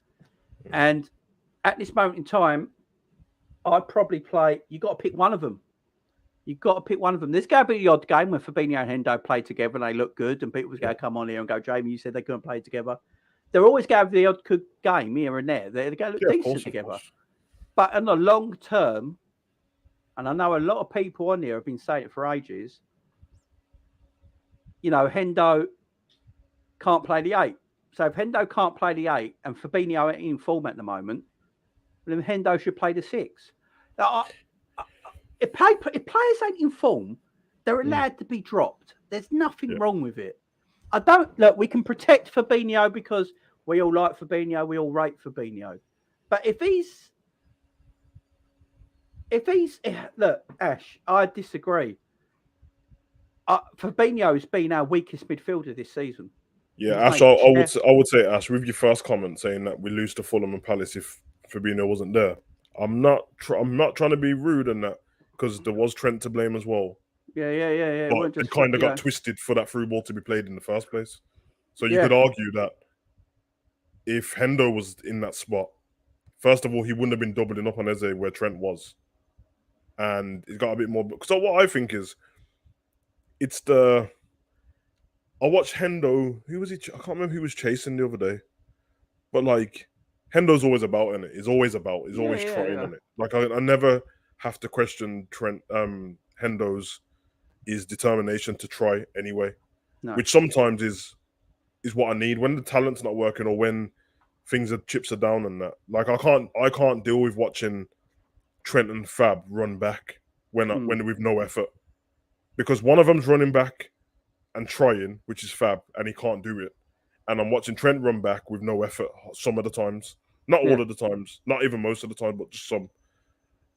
But they do it to make it look like, because obviously you managers watching you and you have to pretend to run back, otherwise you know what you're not running for. But you know watching it, Jay, that you can't. It's kind of pointless. You ain't making it because you're not trying hard enough. Whereas Hendo, when I'm watching him run back, I'm like, he might not make it, but he might make it because he's actually trying. Now, pushing Hendo further back down the pitch, well, up the other side, so he's playing in the flipping 6. Well, it's less running for him to do because he's on that half of the pitch. It suits his game as well. Yeah, and Hendo still has short bursts of pace. It's just that long distance when he's chasing somebody. And to be fair, the rapid wingers, normally if he hasn't got 5 yards on them, they'll do him for speed. But I think he could be a little bit more disciplined in that position and a bit more mobility.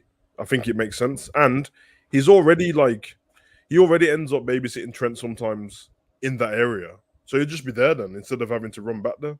I don't think it's such a bad thing. Look, this is just for like obviously I want Fabinho to be Fabinho again, Fabinho of old. But I do think Fabinho to play his absolute best, I think you need legs around him. Now, that's why I want to see Fabinho play with Harvey Elliott a lot more in the number 8 position. Because I think that helped Fabinho out. I think, Fabinho, like, recently, Fabinho for me is getting too high up the pitch.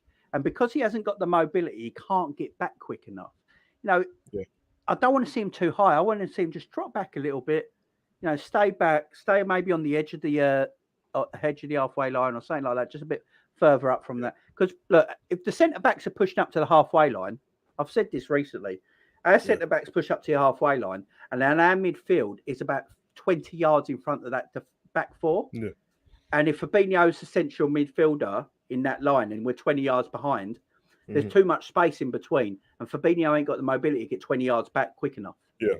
That's my that's how we get caught on a counter, if we play on the halfway line, but Fabinho stays back and just plays in front of the back four that's on the halfway line, then you've got Fabinho's got excellent cover there that he can do what he does. But if he's too advanced, he can't get back. And that's my problem. That's the space where Eze ran into because no one was there. That's my problem. You are right. You are right. I think my problem. Sometimes it can be ball watching, like, let's be honest, we have the ball most of the time in it against most teams.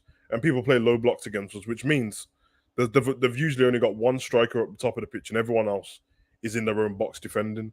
So I do get it because it'll start feeling like it's offense versus defense. So we're just offense because we've got the ball most of the time. And it can make you a little bit lazy. That's why Man City players have to keep passing the ball around and moving. If they can't, I've seen Man City players, when they stand in one spot, I'll tell you what happens. What happened to what Vinicius done to Fernandinho happens. And guess what?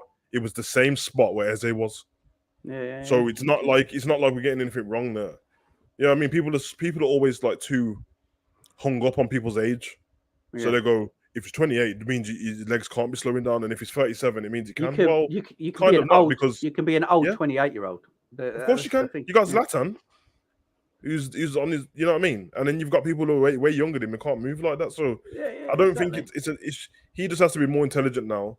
And I think we have to start horses for courses in different matches. And everyone has to remember, this ain't even 75% of the games, because most games, which teams in the league have somebody rapid who's going to burn you every time? It doesn't happen that often. So if we play against Newcastle, because Man City played against them today, and Fab and Trent push up together, so Max is going to cook them. This is a fact. Yeah. Zaha, Eze, Elise. Well, Elise plays on the other side, but will cook you. Because remember, Robbo will always cook there. Thiago will always run back anyway when he's playing. Milner was always going to trap back.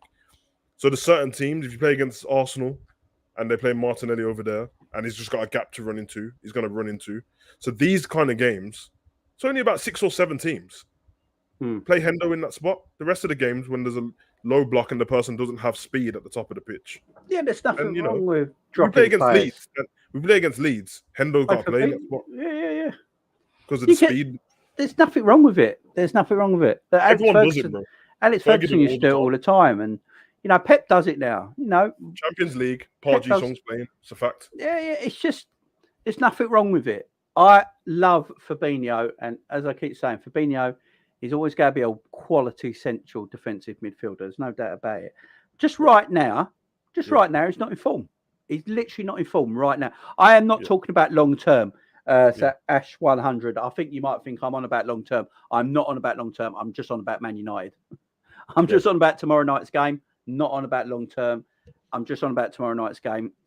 If he's not in form, if a player's not in form and they haven't been playing well, and you can see some mistakes and some issues around their game at the moment, it's not a problem. I don't think there's anything wrong with it, because I said the same thing about Salah last season. The only thing is we didn't have a right winger. If we had one, if we had a right winger, Salah wouldn't have played as much last season after the AFCON. He really wouldn't have, because he was dead on his arse. I got Man U's team up on my phone from the Brentford game, the positions they played. Yeah. Because I'm just wondering, because I'm guessing Ten Hag's going to change something again, and they played 4-2-3-1 is the team they played. And they had Luke Shaw, Martinez, Maguire, Dallo, Fred and Eriksson, DM role, Rashford, Bruno, Sancho, and then Ronaldo. Now I'm looking at that squad and I'm like, kind of feels like they'll probably play the same team. I know they got battered, but I think they'll play the same formation. I don't think they got a choice at the moment. Though, I haven't got a choice because all the players I just named, who's on the bench that can swap with them? Okay, you can swap. Varane might play. Yeah, you can swap Martinez and Varane. Everyone keeps saying that Maguire's going to get dropped, but if they're smart enough, why would you play Martinez? Just so if I was Man United, I'd play about 3 tomorrow. Yeah, I mean, Edwards just said Varane, and that's what I'm saying. But everyone keeps saying start Varane and leave Maguire out. No, I think he might play Bailey tomorrow. That's the news going around, anyway. He's gone, isn't he? Is he gone? It's been over. He's going to Lyon. Oh, all right, mate. Yeah, some Man United fans were just talking about Bailey playing with Varane tomorrow for the pace. No, I don't know if the deal's gone through yet, but he's definitely going. Richard's been talking about it the last 24 hours. But I didn't know. I was just hearing Man United fans today. And let me see who they had on the bench. They had. Let me just read this super chat out because yeah, go ahead. Big up Ash anyway. Again with a big super chat. Conceded the first 8 times in the last 10 games. That is an issue. Chasing the game doesn't suit our midfield. No legs in Hendo, Fabinho, Fab, and Genie. Genie was the monster. We ain't replaced the guy's legs in midfield when we're chasing games. That is very true. That's true. And one thing I will say that I said the other day on my video as well. Our best defensive midfielder at this moment in time is Thiago. Yeah, I know. And I said this the other day. Thiago's our best defensive midfielder this season, and he's not even a defensive midfielder. He's not even a DM, but his defensive play at the moment, when he's obviously fit, is our actual best player in that defensive role. Now, Fabinho, look, hopefully he gets going again, and I'm wrong about his legs.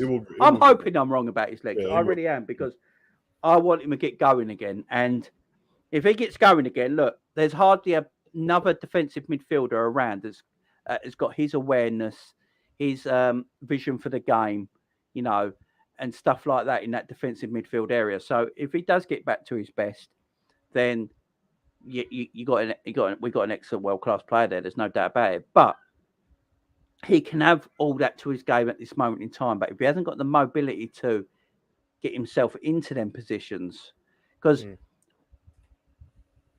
at this moment in time, Fabinho's not getting into positions to win the ball back like he used to either. He used to be very good at winning the ball back, very, very good at winning the second ball. At the moment, that's just not there. So I'm hoping, I just want him, I'm just thinking, don't play him against Man United. Let him have a rest, chill out a little bit.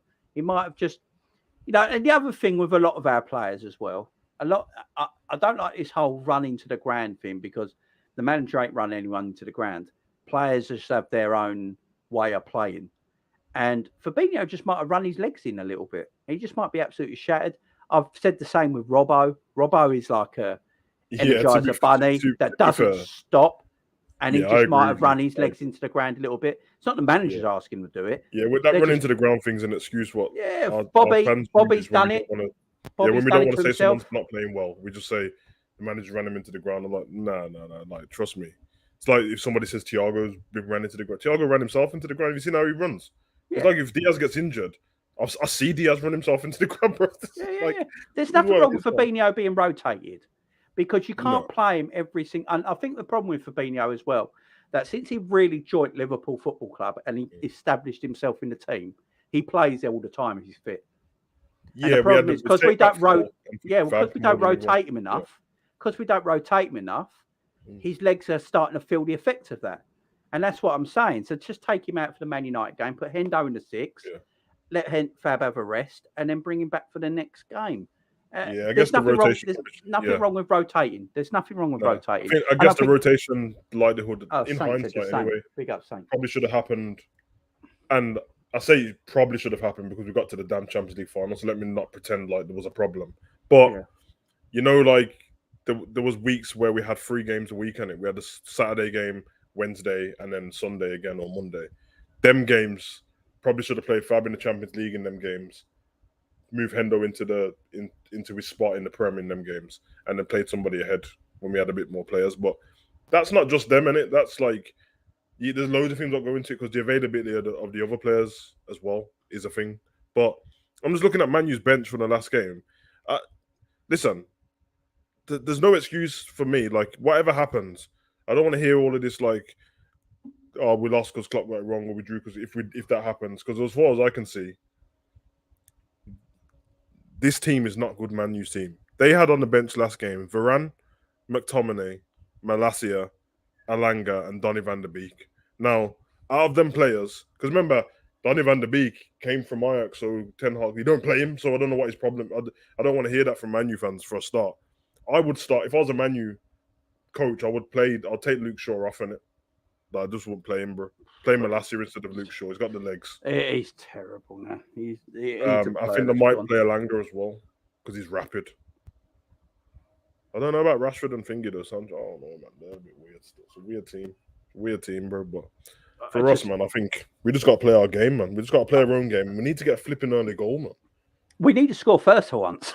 That's what we need to do. Yeah, that's what I mean. As Ash said earlier, 10 of our last games, 8 of them we've gone behind. Yeah. So we need the. We need opposite to that, when we won the league, we scored first pretty much most of the time. Everyone was on it straight away. Yeah, exactly, and that's when Fabinho is at his best. That's when you see the best of Fabinho. A player like Fabinho isn't. You're not playing to his qualities when we're chasing football games. That's not, when if we're 2-0 up in a game, I want Fabinho as your defensive midfielder because there is no one better if you're 2-0 up in a game. When you're chasing a game, I don't think sometimes Fabinho is the best player always to have in that position at times. But again, he has been overplayed and overused, and that's, you just got to look at the manager sometimes. But then who comes in the sixth? The only one I can think of is Hendo, and we haven't really got another one. But guys, remember, Jurgen Klopp and the club were looking at Tuchel for a reason. Yeah. They were looking at Tuchel for a reason, and Tuchel can play the number 6 role. And I believe that's as well. Same. And look at all the players we're linked with. They're all defensive midfielders. Everyone we've been linked with in midfield is a defensive midfielder. Yeah, which means they're trying to do something about it, which is good. Caicedo, Sanderberg, Tuchel, they're all basically defensive kind of players, defensive-minded midfielders. There's a reason, because the club might be aware that Fabinho has been overused. There's no one really who can play there. And they might also be aware that Fabinho's not got the greatest mobility in the world anymore. And when we do need chasing games, maybe we just need, fresher legs, quicker legs, and a bit more mobility in that midfield. And it helps Fabinho's career as well. We want Fabinho to be at the top of his game. He can drop out. You put a Caicedo in there. He plays DM for a game. It just helps Fabinho's career out because they're the players we're looking at. I know everyone keeps going, right, Liverpool need forward-thinking number 10s who are going to score. Klopp don't want them. No matter what everyone thinks, Klopp don't want them sort of midfielders. He just doesn't. He wants, and I know everyone keeps bringing up to me the geezer that went to Real Betis in the end. What's his name? The one who messed up his own transfer. Oh, Fekir. I'm going to tell everyone. I'm going to tell everyone. Fekir was bought to play the false 9 role or on the wing. He weren't bought to be a midfielder in the number 10 role. He was being bought to play that false 9 role with Bobby or as one of the wide players. He weren't going to play in that midfield role. Hey, no offense to any of our fans in that, but we got this thing about keep bringing up stuff from way back. That was tight, bro. That when that around the Russia World Cup just before. Yeah. Hey, that was ages, bro. People still talk Someone was about it in primary school and I was nearly about to leave school, bro. This is ages ago, bro. I think, bro, if Fab does play tomorrow, I just want, and it's not just him, I just want more discipline and a bit of less rushing. If something goes wrong, stop rushing. I've just got to check on the kids. You all right taking this? Yeah. Because in my opinion, if Man U played a 4-2-3-1 and Bruno's the head of that, well, he's not the head up front, but he's in the centre. Yeah, Fab just sits on him. Sit on Bruno, stop him from releasing the ball and hitting through balls and stuff, even though Bruno's passing is not the best, but he can still hit a shot from outside the box.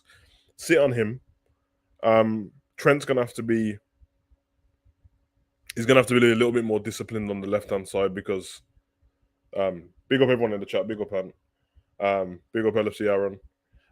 But yeah, I think discipline is everything in our game tomorrow. And I'm not picking on anyone, but even Robbo has bad games. Because let's be honest, usually when we're talking about our fullbacks having bad games and stuff like that, it's usually offensively and on Trent's side defensively. It's not very often, apart from maybe Robbo stopping crosses coming in the box, where we talk about the left side having issues. But discipline is needed because as rubbish as Man U's been, they do have pace still. They definitely have pace. Sancho's not rapid. I think Robbo's faster than Sancho, but Rashford is. And it's not me worrying about him up against Trent one-on-ones, because I think Trent can handle that. It's me worrying about him running into space, because when I know everyone likes to bring up the Rashford Trent thing, and everyone needs to get over that. That was the season when Rashford debuted. It was ages ago. Everything's changed since then. And Trent can handle the one-on-one stuff. He doesn't get cooked every time. I remember the Tottenham game last season when he had Son in the first half, man. You know what I mean? He was really good. So I think that was dope, man. But I'll talk about that a bit more when Jamie comes back. Ash, wait there. Savage, LFC Aaron, Savage, what would your midfield be for tomorrow? It would be Hendo in the 6. Probably, to be honest, I don't know. Probably be Naby and Elliot. Probably say that. But I wouldn't be surprised if it's Hendo in the 6, Milner and Elliot. Big up Ash Savage. Few thoughts on Leon. That was emotional. Special moment. The house got screamed down watching that. Yeah, man. I know him as well. We go to the same gym and that, and it was amazing, man. It was an amazing moment. I know for the outside world who don't know him and that, obviously the story of his life story. Let's be honest. Now he's got that championship. That life story could be turned into a movie quite easily. So he's been through the trenches, and not only that, if you take away the stuff in his personal life, the way that people looked at him in the UFC, and yeah, it wasn't the nicest. So I'm glad all that he went through all that stuff with. Sorry about that, guys. Was dope. Kid, he fell out of bed, the poor sod. Oh, he's all right. I was saying to these lot that this for me in the game tomorrow. A few things what I said. Discipline is everything to me. Like that's what we've our success is built on. That we've been a disciplined team, and it's felt like every now and again when somebody sits back against us, discipline goes out the window because we're just chasing a goal on it instead of like trusting in our own abilities and our passing and stuff like that. We don't need to rush. Because you think of how many times that cross gets sent in, goes for a goal kick and gets recycled. Might as well just keep the ball if you're going to do that. And just probe. We don't have to play like Man City, by the way. That's not what I'm saying. But if you watch how Elliot plays around the box and Salah, we can do that passing, quick 1-2s and stuff and get a goal. So I was basically saying that for the game tomorrow, if Fab does play, just needs to be disciplined to sit on Bruno, because Bruno's going to be in that 4-2-3-1. Bruno's going to be in the center of that. Yeah. For Trent, he needs to be disciplined because Rashford's on that side, and whether he's not as good as he was or whatever, still fast. And I'm not worried about Trent one-on-ones because he can handle him. But if you leave Rashford in space, Trent ain't going to catch him. You know what I mean? I don't really have to ruddy against Robbo against Sancho, because Robbo's quite disciplined because he doesn't mind going up and down the pitch. And yeah, that's kind of my views on that, man. But interesting, very interesting. It's going to be a good game. Like my whole thing with this, like Fabinho thing, like it's just to that tomorrow's game. I think we need to rotate Fabinho through the season to get the best out of Fabinho. I don't think we can just constantly play him and hope he comes through stuff all the time, because he has played a lot of football for Liverpool Football Club in a very demanding midfield that Jurgen Klopp demands, especially what Jurgen Klopp demands in our midfield. Our midfield is the engine room of everything we do as a team. Yeah. And if you're not at it defensively and in attacking positions in our midfield, that's why when Thiago and Fabinho play together, we have an excellent record, because they're very good defensively. And that allows to have back four to push up higher, because you've got two better defensive midfielders there. Plus, Thiago is amazing on the ball. Thiago's amazing on the ball. He's our best passer apart from Trent in our team. And he can make things happen. And if you watch with Fabinho and Thiago, they're always very close to each other. They're not very far apart ever. Yeah, they're very close, which helps Fabinho. I think that's what you need. That's why they're so good together, because they're always about 5 to 10 yards apart. They're never further than that. Yeah. They're always very close, and that gives them a lot of help. But you can't do that with Henderson and Fabinho, and that's the issue.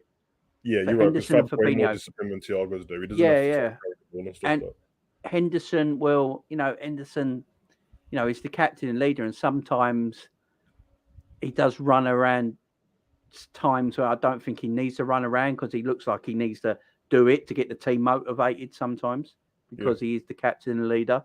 So it's like, if I do it, everyone else will go follow, because I'm the captain. So you're right. Yeah. I'm going to run 20 yards to chase the ball down, where maybe I shouldn't, because maybe I should just sit back a little bit, let them come on to us, and me and Fabinho take a bit of a defensive stance, And I think that's what Henderson needs. That's why I'd like to say Henderson in the 6 can do a job, because the times I've seen him play in that position, and by the way, I think Klopp thinks the same thing, because Klopp's taken Fabinho off and left Henderson on and put Henderson in the 6. 50th minute. And the game against, was it the game against Palace or Fulham, where he hit the crossbar? Fulham when he brought Hendo on for Fab. Yeah, and he hit the crossbar, didn't he? And, we almost got the winner. But the reason he got into that position is because he was playing the 6. And he could get, he got into better positions on the pitch because of it. And, one of them can't play. I want to see Harvey Elliott playing the number 8 position. I really want to see Harvey. And after his performance against Palace, I don't think he can be dropped either. I got a feeling it's going to be Hendo, Milner, and Elliott. Only because I don't know what's going on with Keita. But no, because the world is going to go mad if Milner and everyone can do that, yeah. But let's be honest, bro. Has Milner been trashing in the 8 so far? Milner's arguably been one of our better midfielders this season. Now, if Milner weren't 37 and he was like 28 years old, a lot of people would be asking Milner to start. Elliott gets to have more freedom, because Milner will be disciplined in that spot. But if it wasn't that, then I would do Hendo, Naby, and Elliott, and that should be able to beat Man U. I think about it, I think Naby might start on that. Yeah, you're starting at Thiago spot. Because we need someone in that Thiago spot, and if Thiago ain't playing, Naby is probably the best player out there after, ain't he, with everyone in our squad.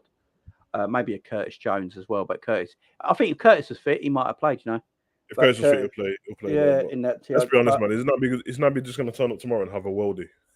I mean, he's going to go and have. You know what's going to happen? We're going to win. You never know with Naby. And then everyone's going to come in my DMs and that talking about, you said, I'm like, listen, I first of all never said it was shit. Second of all, he played a good game. Because Naby's, remember, let's be honest, Naby's good games, everyone says he plays great when he has a good game. Yeah, because we're not used to having a good game. I think that's why, isn't it? That's why. But I hope Naby, look, I've always said it, there is a talent there. There is a talented footballer there. But we've said it on here loads of times. He plays with himself so much. Yeah, it's mad. He plays within himself. And he does, because you can tell there's an extra yard there. You can tell he can, when he scores a goal and he looks at himself in shock. It's like, I want to know what he's like when he's shooting from outside the box when it's not a volley, because he gets into good positions when he carries the ball, but then when he gets to the edge of the box, he looks confused. He looks like he doesn't know if he should shoot or not. Yeah, exactly. Milner and Hendo is a breakthrough partnership to back goals. Do you know what? About I was watching Man City today, yeah, and the way Pep has his midfielders doing his things, yeah, getting in around the box, making late runs, playing off the striker or off whoever the winger is, and getting into them little gaps that they make, right? Yeah. And I was looking at them thinking, do you know what? We have midfielders who could actually do that job in our team. Yeah, we do have players who could do that. Harvey Elliott and Curtis Jones literally can play like that if you ask them to. But Klopp's got a particular way he likes to play this midfield at the moment. It's a bit more. Klopp said on the thingy earlier. He said he can't coach that style. No, That's what he said, bro. He likes the style he likes. Look, and let's face it, it's not like it's a failed style, is it? He's won every trophy there is to win in England, and in Europe. I mean, it's not like it's a bad style. It's just, I think at the moment we haven't. I've said it. I don't think there's anything wrong with the style and system we play. It's just that the players have played this style and system in our midfield now for 6 years, and are starting to really feel it. So we need fresher legs to come into that midfield, and the system will be fine. I've said it for a while now. Usually start playing if there's a game where we're not getting the result we want, or there's a low block and we're trying to score. Usually, we don't like everyone exaggerates in it. Yes, we are predictable with what we do with the wing backs. I mean, the fullbacks. I get all of that business in here. But have you noticed that that doesn't happen until there's adversity in the game? So if it's 0-0 and it's early in the game, or it's first half and that we're playing, them spam crosses don't come in. No. It's usually like world-class crosses and stuff from Trent and passes. It's as soon as we need a goal, like we're losing 1-0 or we're running out of time, then there's panic and then the crosses start going in. That's how I know that's not coaching to them. That's the players taking it upon themselves, like, oh, we don't know what to do now. Let's start winging it in. And now that Nunes is there, they're just looking at him as some tall target. If Liverpool played their own game, when we go 1-0 down and stuff, if we just say, okay, before that goal went in, we were playing good football. That's the benefit I'll give Man City.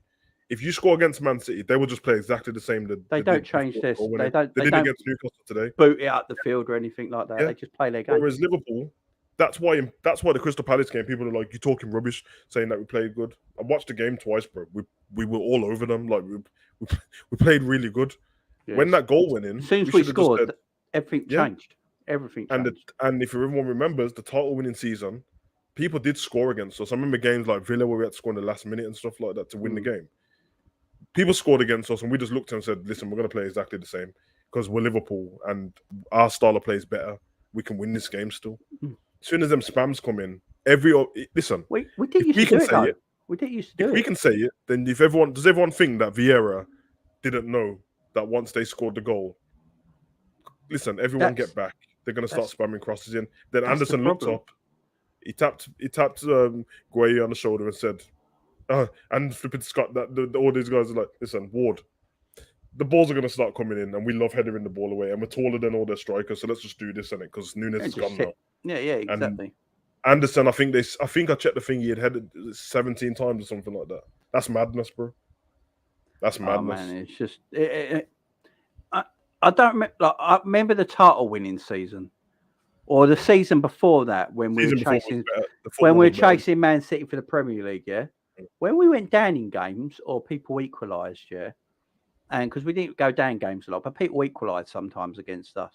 Yeah, we never changed the way we played. No, we carried on playing the same high-tempo football, and nothing. We didn't do these span crosses and that. We just played exactly the same way, and in the end. We ran their legs down and we got late minute winners because we ran their legs down. Now, when we go behind, you can see by all the players, they go a bit, it's like they get shell shocked and they go into that slow passing thing we do all of a sudden. There's only one person who doesn't do it, and it's Thiago. Yeah, and Thiago's the only one when he plays that he starts getting the ball moving, starts moving it quick. Do you remember when everyone said Thiago would slow our play down? When in fact he quickens it up. I think it was Haman who said it, and then it quickens our game up. If anything, he actually moves our game a lot faster. He doesn't slow it down. I've seen a few passes from Thiago where like we'll be behind or we'll be 0-0, low block and that, and he'll be trying to play this intelligent pass, and he'll just go out for a throw in and that. And if you don't know football, you think that was a dumb pass he just played then to no one. I'm like, no, it's not. He's just thinking way ahead. He's thinking, how could you not see that run? Because let's be honest, bro. If Thiago played for Man City, I mean, it fits right in, doesn't it? Yeah. He's playing these wicked through balls and that. That's why it's a little bit better when Jota's playing, bro. Yeah, because he does make them runs. I mean, listen. To be fair to Nunes, he hasn't played. I know it's 2 games. He ain't really played yet. You know what I mean? And he has scored, so give him a chance with him. But Jota knows them runs every time. Doesn't always score, but he always makes that run.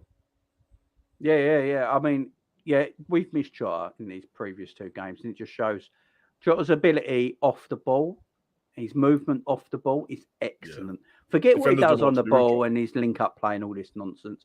His movement off the ball is fantastic. It's ridiculous. And look, I don't know what to do.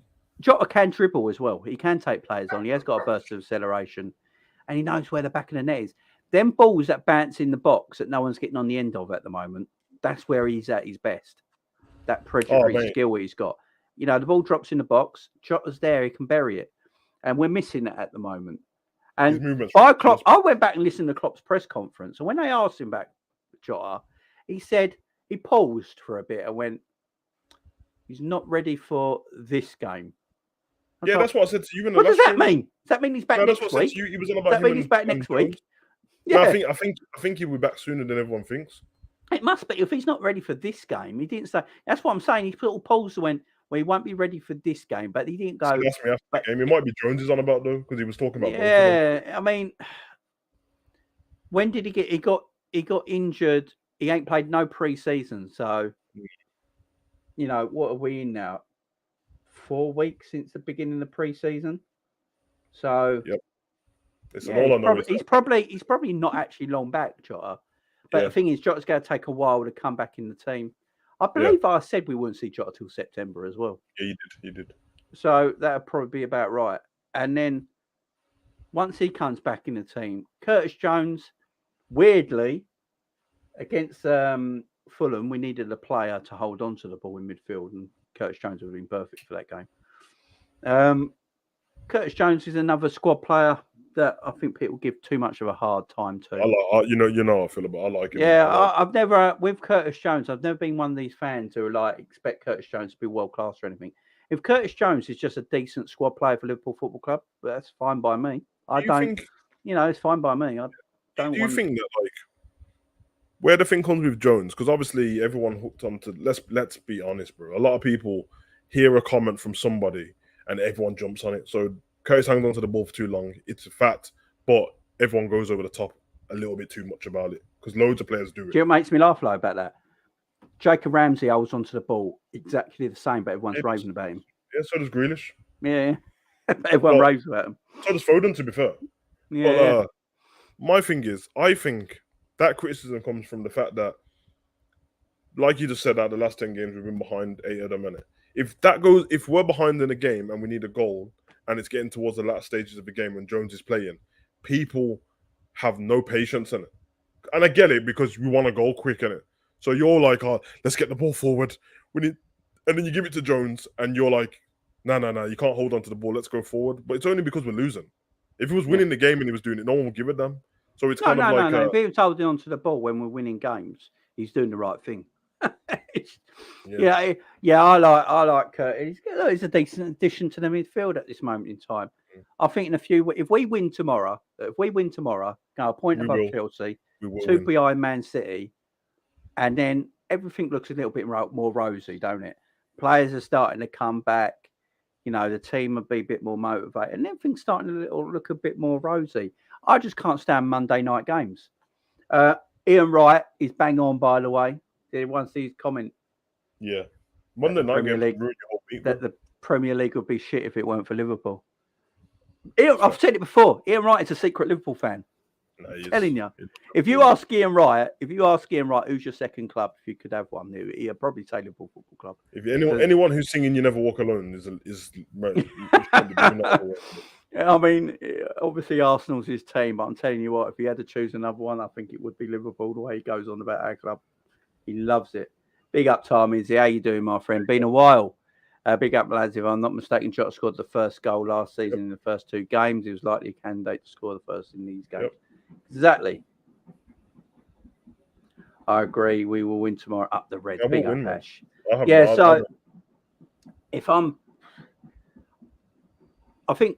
Look, if it was me, I'd probably drop Fabinho tomorrow, play Hendo, Keita, and Harvey Elliott.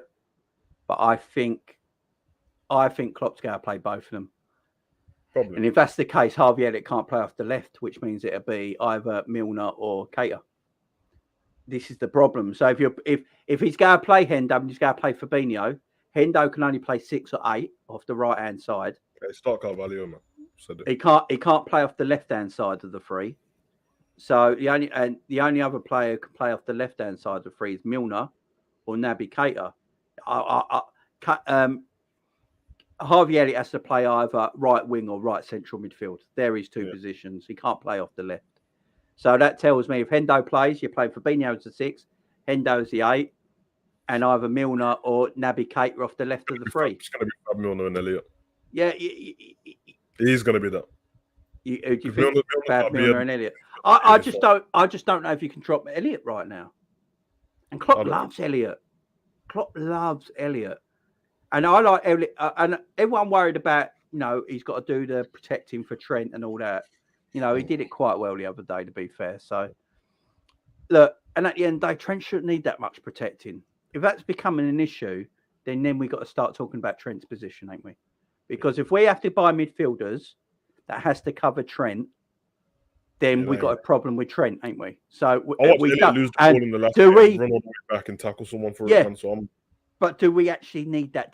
Do we want to have that discussion? I don't think so. It can't be a thing. We don't want to have that discussion about Trent.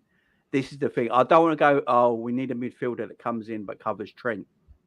Then we have an issue, not with the midfield, then with Trent. So I don't want to have that conversation. No one's ready for that conversation. So Trent's going to be Trent. He's going to get forward. We know what he's going to do. We're going to have to take the mistakes he makes at the back with just the way we want to play. And at the end of the day, if Klopp didn't like it, Trent wouldn't be playing. So, it's as simple as that. He'd play Gomez right back and just drop Trent if that was the case. But he likes what Trent does going forward. I'm not worried about Harvey playing there. I want Harvey to play his natural game. When Harvey plays his natural game, then he links up with Salah. He links up with Salah better than Hendo does. So that's why I want Elliott to play there. This is so hard thinking of the midfield, bro. This is what I'm saying. If this is my whole discussion on this tonight, that's why I've said it. For Man United, do you play Fabinho and Hendo? Because if you play Fabinho, Hendo's playing. If it wasn't Manu, then I could see him not starting Hendo. Yeah. I could see it in it. But it's Man United, and we know how Klopp feels. Klopp sometimes does play. We always say, don't play the occasion. Play the team. But Klopp has been known to sometimes play the occasion, ain't he? We've played Man United so many times at Old Trafford where we've been better than them and play the occasion and not really play the team that we're playing. Then again.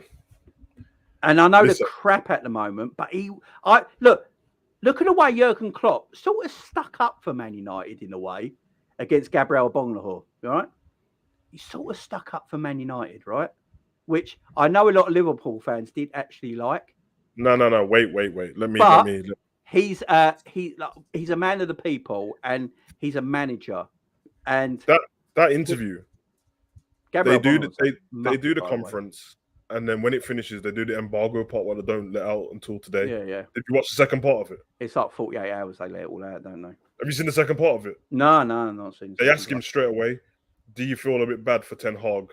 What's going on at United? And then I swear to God, I'm not making this. Go and watch it. First thing he goes, no.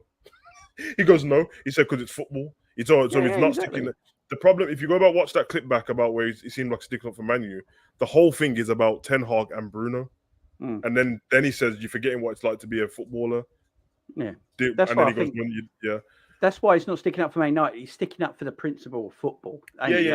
That's what he's sticking up for. But because the chat was about Man United, everyone's like, whoa, he shouldn't be. It sounds like he's sticking up for Man United. But what he's doing, he's sticking up. He's talking about football in general. And when you got, plonkers like Gabriel Bonglahor, as he said, was an average player talking about stuff he's got no right to talk about, then... Oh, and that Bonglahor's a fool as well, because he put in his Instagram a picture of him scoring at Anfield with Aston Villa, and that was when bloody Brendan Rodgers was manager, not Jurgen Klopp. So, Bonglahor's a bit of a div. But, yeah, this is where Klopp... Look, sometimes not overthinks things, but just make sure he thinks... Jurgen Klopp will think Man United's a special place and it's still an elite side and a special place and a special stadium We can't take a piss. Klopp will be like, I'm not going to think they're dead and take the piss out of them. Klopp won't be thinking about them being trashed one bit. He won't, and that's why he'll play Henderson and Fabinho. Yeah, he won't be.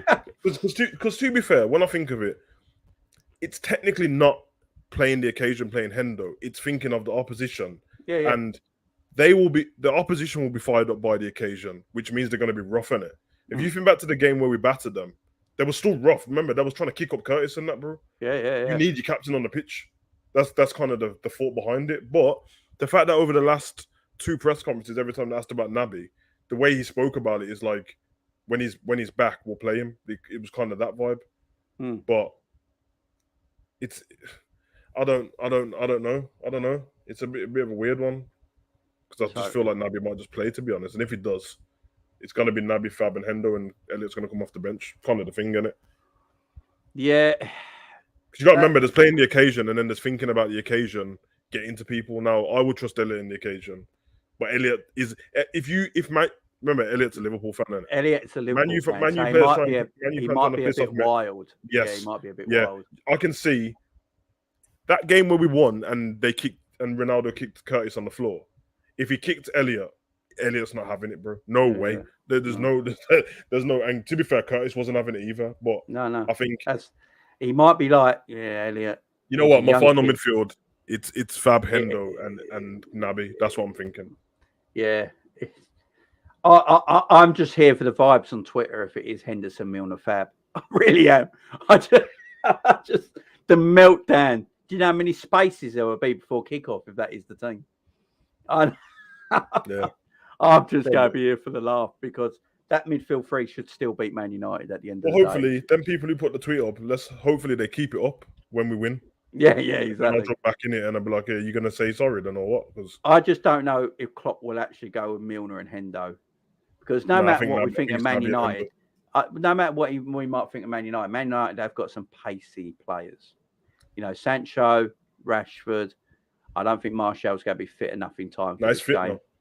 Yeah, is he? I don't know if he's going to be a starter though. So I think you might play Ronaldo. I think you might play Ronaldo. For this game. To be fair, what am I talking about? Yeah, I forgot about Ronaldo. I think Ronaldo might start this game because it is Liverpool. So I think Ronaldo, Rashford, and Sancho will be the front three. I think he'll play McTominay and Fred as the defensive midfielders, and he'll play Eriksen he won't play Eriksen. He'll play Bruno Fernandes just in front of him, and that'll be the midfield three. So if that's the case, surely he's not going to play McTominay and Fred, bro. Surely he might do because he might go for defensive cover. I think he might put Martinez in midfield, you know, or left back. Nah, got Fingy in it. They got Malacia. Yeah. Play him instead of Shaw. He's good as well. And they might play Elanga instead of Sancho and start him on the bit. Elanga runs his ass off, man. Yeah, they might play counter-attacking football. I think Man United might set up as the away team, even though they're the home team. Yeah, they will. And let Liverpool have the possession. They play counter-attacking football. Yeah. And just use their aim's pace. going to be not to lose on it. Yeah, and just use their pace. And if that's the case, they might not actually play Ronaldo. They might go with like Elanga, Rashford, and Sancho as a front three. Who plays in the centre? They've done it before. I swear they played that front three before as a counter-attacking team, ain't they? That sounds like a mess, man. I swear they have. I swear they played that front three before. I can't remember who it was against. The centre is Rashford then, because when it against Man City when they played that three and just played counter-attacking football. I swear it was last season, but that was obviously with a different manager. Elanga started a lot of games last season. Yeah, and I mean Rashford can play as the 9, so I mean it's where he started his career. I mean, it's not out of possibility that happens.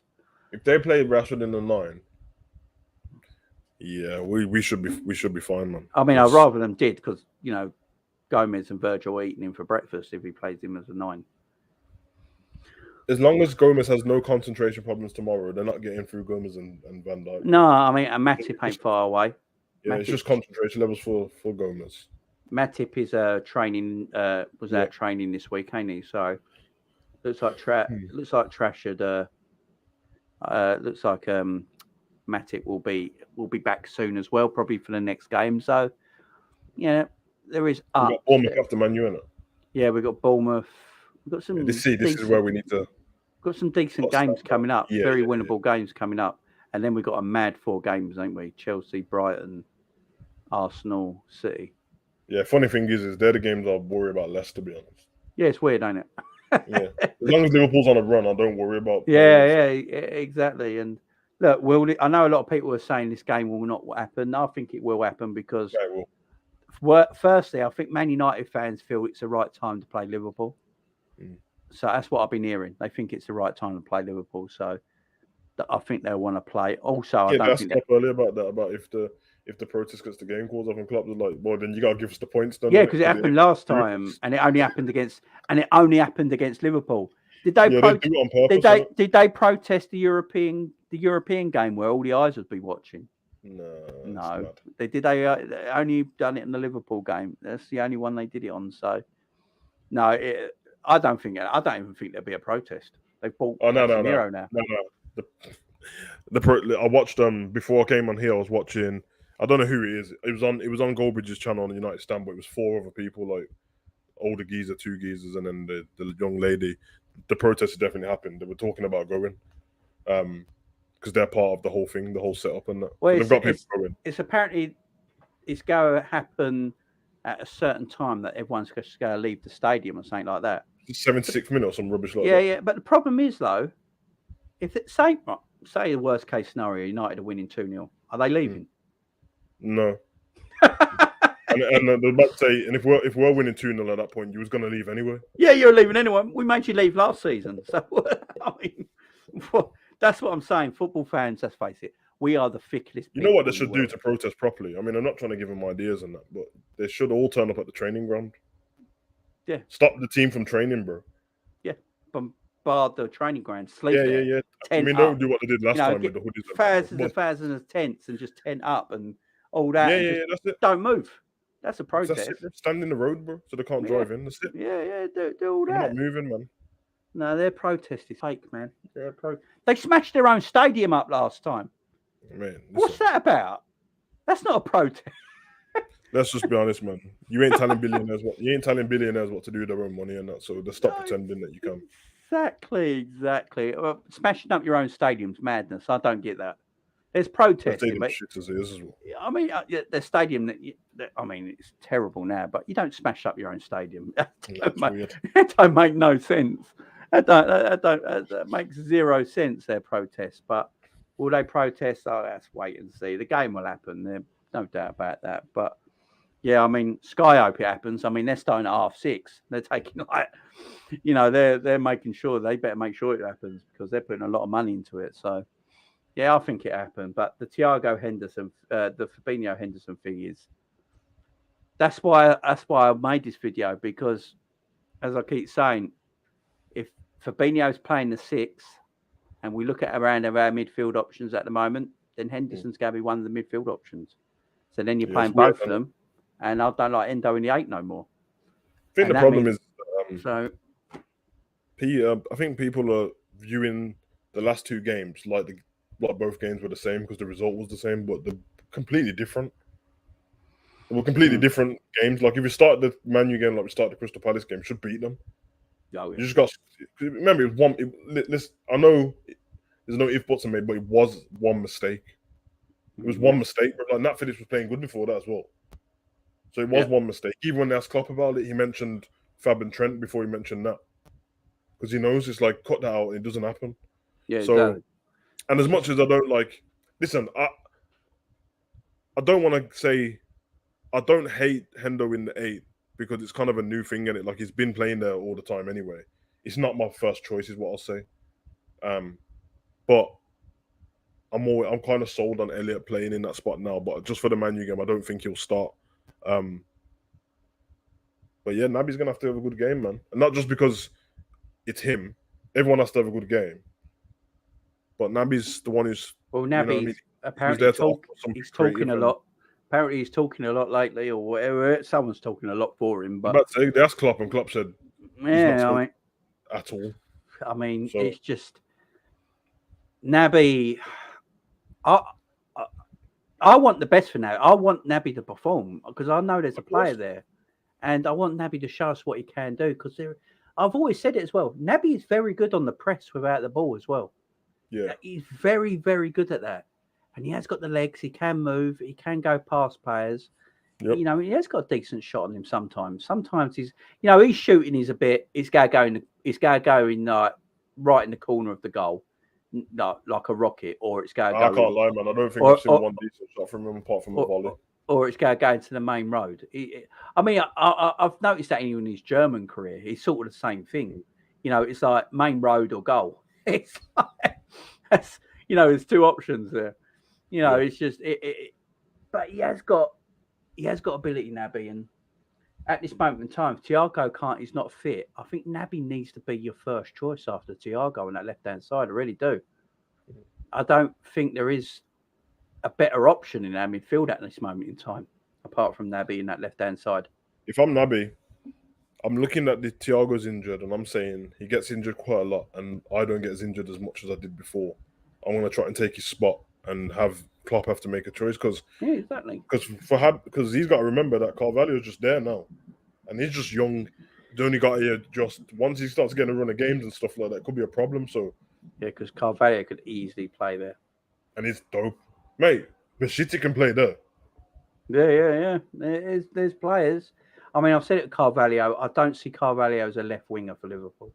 No. I just don't see it. He hasn't got enough acceleration to play in that position. Like Jota can play left wing because Jota has still got a little bit more acceleration to get rid of away from a defender. Yeah. But if I'm looking at Carvalho, I'm looking at him as that. You know when Coutinho played and he played the Fab Four, as it was called. But Coutinho sort of played in the midfield three as sort of like advanced, but off the left-hand side a little bit, didn't he? Where he got he played in Thiago's spot, but then he drifted in. Yeah, he had that room. Klopp said you have that room to do what you want. Which is what Carvalho should have. And I think that's what Carvalho will eventually have for this team. Yeah. Eventually. You can already tell that's how he plays straight away. When he gets the ball, he drifts in there. So now, when we picked our teams, obviously the other day, I put Carvalho in the false nine position against Man United because I didn't know Bobby was fit. Now Bobby's fit. Bobby's got to play there. But Bobby weren't fit for this game. I would have had no problem playing Carvalho in that false nine. Yeah, Klopp play Milner there before he plays Carvalho there. Bro. Yeah, I'd have no problem Carvalho playing there. I really wouldn't because I think he could do the job. But, Bobby's fit and he's got to play. I think Bobby, look, I'm going to say this right now. Bobby gets the opening goal. I was about to say that. I think Bobby's going to get the opening goal. He loves playing, mate. I think he's going to get the opening goal. They're not going to know.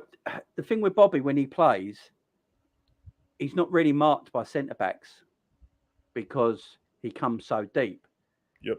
And that's why Klopp likes playing Bobby because centre-backs have got no one to mark if Bobby keeps coming deep. This is Bobby back in his prime, by the way. When that Mane-Bobby saddle worked so well, no one had... Bobby was never marked by centre-backs because he came deep. Because he came deep, centre-backs used to follow Bobby, which opened up space. Now, because Bobby hasn't got the legs he once used to have, he's not quite doing it as well as he used to. But in the odd game here and there, a Bobby Firmino can still do it. Yeah. And I wouldn't be surprised tomorrow night if Bobby Firmino opens to scoring. I know, look, shot into the net from 6 yards or something like that. He's one of his old go-tos. Man, I told you what I want from him, man. I just want variation in his game. My preference would be just sit in the box. Yeah, don't move. My preference would be for Bobby to play number 9, not false 9. Yeah, just because when he comes too deep and he doesn't go forward. He comes deep, but then he either runs forward slow. And let's be honest, man. Like Bobby's weight of pass and shot, that's one thing what's gone from his game. Like, when was the last time you seen Bobby hit a shot from outside the box? It looked like it was going to go in. It doesn't, on it. But inside the box, you don't need no weight of shot, bro. You're in the box, bro. You don't need to tap it in. So I think he can do that. I don't mind if he starts false 9, but I would like to see him go in and out of false 9 and number 9, man, because I think he can do the job 100%. Yeah. I actually think we're going to get a Trent goal tomorrow. I don't know why. Yeah, I've been saying it for a while. Trent should score 10 goals a season with the positions he gets in and the ability he has in his right and left. By the way, Trent is fantastic with his weak foot. Yeah, he is. So Trent could get... There's no reason Trent should get 10 goals. There you go. Remy says Carvalho is not that good. We should stop gassing him. I've got eyes, bro, so I know. Got eyes. No, yeah, Carvalho is a young boy, but he's going in a few years' time. He's going. Bobby's over blind. I think Bobby I think Bobby will have a good game tomorrow. I mean, let's be honest. That's the kind of team that, like, if Man U's not going to play a low block, bro, that's not, you know what I mean? Well, they don't know how to. They ain't got the players to play a low block. Exactly. So that's Bobby. That's perfect for Bobby. Yeah. So, I'm actually not worried about Man U. You know, there's always the sense of, there's always that thing in the back of my mind because it's Man United and the rivalry in it, and it's probably just to do with how I've been brought up. But if you just take Man U for what they are, forget that they're called Manchester United, and just think of how they've been playing. Like, listen, they can't just kick into gear all of a sudden after being. They're not that team, bro. So make it worse for them, man. Hammer them. I'm talking like drop 4 on them, man. Yeah, we should not be playing the Man United team of the past. You know, the Man United team that is well known in world football. This is not that at the moment. Man United play Liverpool and beat us all the time. They didn't look at us. Alex Ferguson didn't look at us as the mighty Liverpool anymore. He looked at a Liverpool team that were not the team of the 70s, 80s and all that anymore. They're just a nothing team now. That's how he looked at us. And that's why we should be looking at Man United like that. They're not that team anymore. You know, that's make them lose 3 in a row, beginning of the season, and they're going to struggle, man. They are going to struggle bad. If they lose, they're opening 3 games to a Premier League season. I think they got Leicester next. Imagine losing the first 3 Premier League games on the season when Arsenal win their first 3, because Arsenal ain't won their first 3 since 2004. And now I know it's going to get them gassed because that's when they won the... Oh, yeah. Oh, no, they're already gassed. They're already gassed. They're already gassed. Have you seen the Gabriel Jesus talk and all that? Look, Gabriel Jesus is a fine footballer. I've stayed away from him. Jesus Christ. He's the most complete forward in Europe at the moment, apparently. You know, there's nothing... Yeah. Okay. And top 4's done, apparently. That's done. I mean, it's just... I love it. They've not played anyone yet. Wait till they play somebody. I like it. I like when they build themselves up. It's my but best their part. fixtures, they don't play a top 16 till October. Yeah, I know. So they could win every game till then. Yeah, it wouldn't surprise me. To be fair to them, their away fans at Bournemouth are so loud, man. Flipping heck, bro. Oh yeah, Saliba's the best thing since sliced bread. Yeah, they were singing the Saliba song for about half an hour, bro. He's the best thing since sliced bread. Yeah, great goal, great footballer as well. I've got no problem with it. He's a decent footballer. He's only 21. He looks phenomenal. Yeah, but the gas, Jesus Christ, it's just chill out. You know, I only rate players when they play against the elite players in leagues. That's when I rate them. And at the moment, they haven't done that. So just chill. Just chill, Arsenal. You got to be good. I've already said you got to finish in the top 4, but you're not winning no league or anything like that. So Man United have got us tomorrow. Then they're away to Southampton, and then they're away to Leicester in their next 2 games. Then they got Arsenal and Crystal Palace. Then they got Leeds and Man City. Leeds and Man City back to back is hard, man. I don't see many points coming away. I really don't. The Leicester game, who knows? Leicester might have a new manager by then because Rodgers is done. Yeah.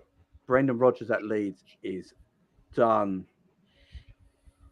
Yeah, completely and utterly done. I don't see Leeds. I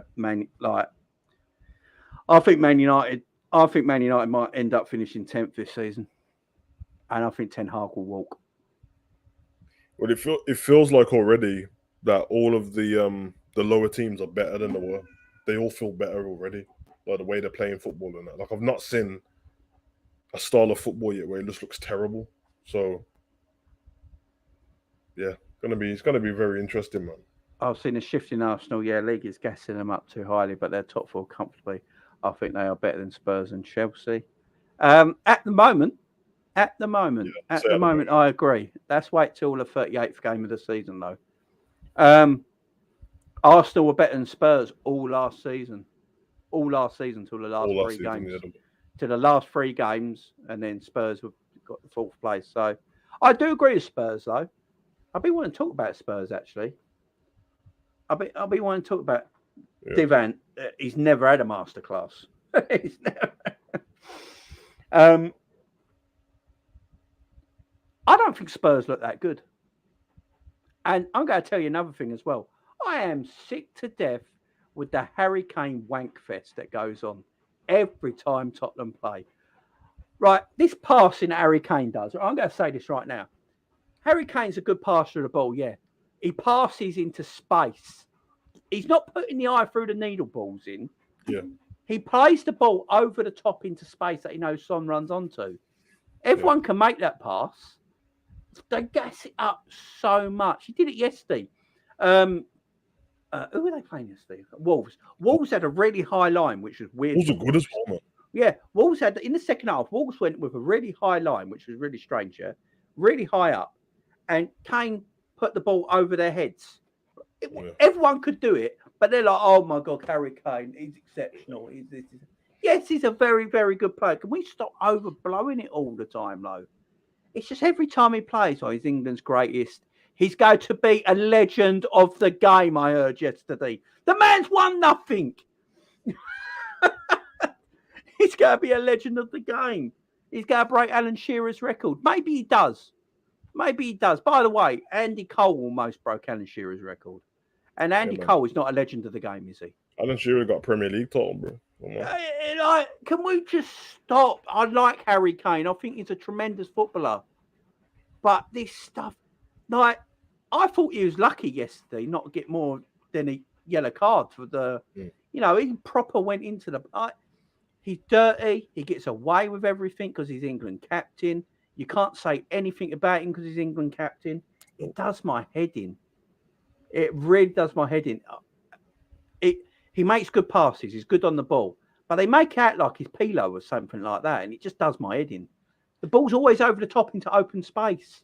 All the time. Yeah. It's just that none of the midfields you got are any good that can do that pass. As simple as that. True. It just does my head in. I like Harry Kane, but he's never been better than Lewandowski. He's never been better than Luis Suarez. He's probably on a par with Shearer. He's never been better than Omri. I think he's better than Haaland on the ball. But, just... Got quite a few years on Haaland, to be fair. Yeah. He's the golden boy. And he doesn't, he's quite dirty as well. He gets away with a lot. No, he's proper dirty. Kane's he gets away with a lot. But I just don't see him winning anything. I don't see this. If Tottenham keep performing like this, I know they're getting results, so this might sound daft, right? It might sound daft. But look, they should have lost to Chelsea. Yeah? VAR was on their side. Mate, Wolves are so good, man. They should have lost to Chelsea. They should have... if Wolves had a finisher, I think Wolves would have won. That's what it was. Man. If Wolves had a finisher, look, I know he got a skull fracture, didn't he? And he's he's just never been the same since. He's just not got that intensity he once had, and I don't blame him. Man had a skull fracture, for goodness sake. Yeah, I wouldn't either.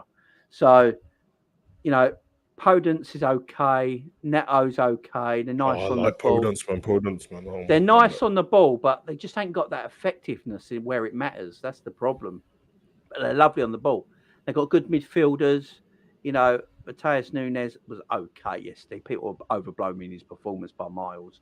They were going to do that. I got loads of tweets yesterday. Did you see Matheus Nunes' performance yesterday? Yeah, I watched the game live. He was okay. Nothing great. He didn't stand out. He didn't stand out from the rest of the Wolves. Did I watch a different game? I was waiting for that to come. But yeah, Tottenham, I think if they carry on like, I think they might struggle. I think they might struggle because at the moment they're doing what I said they'd do under Conte. All their goals sort of come in a counter-attacking mode.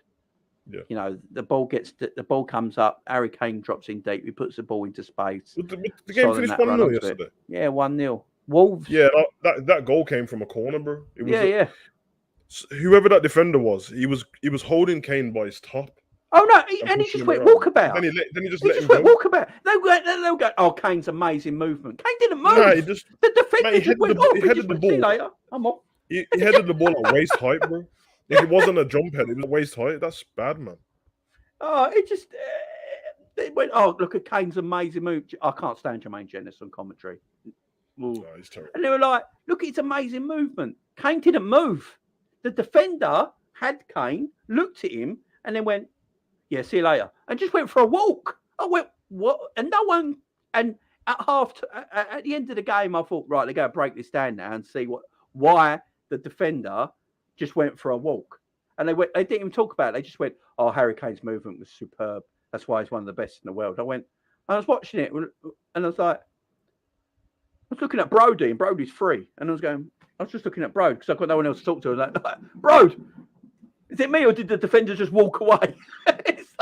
It's weird that was, man. He literally was grabbing onto him until the corner got talking and just let him go. And he just went for a walk. And Harry Kane was like, oh, okay, leave me unmarked then. Thanks, a goal. It's just, it didn't, there was no movement. It just does my head in.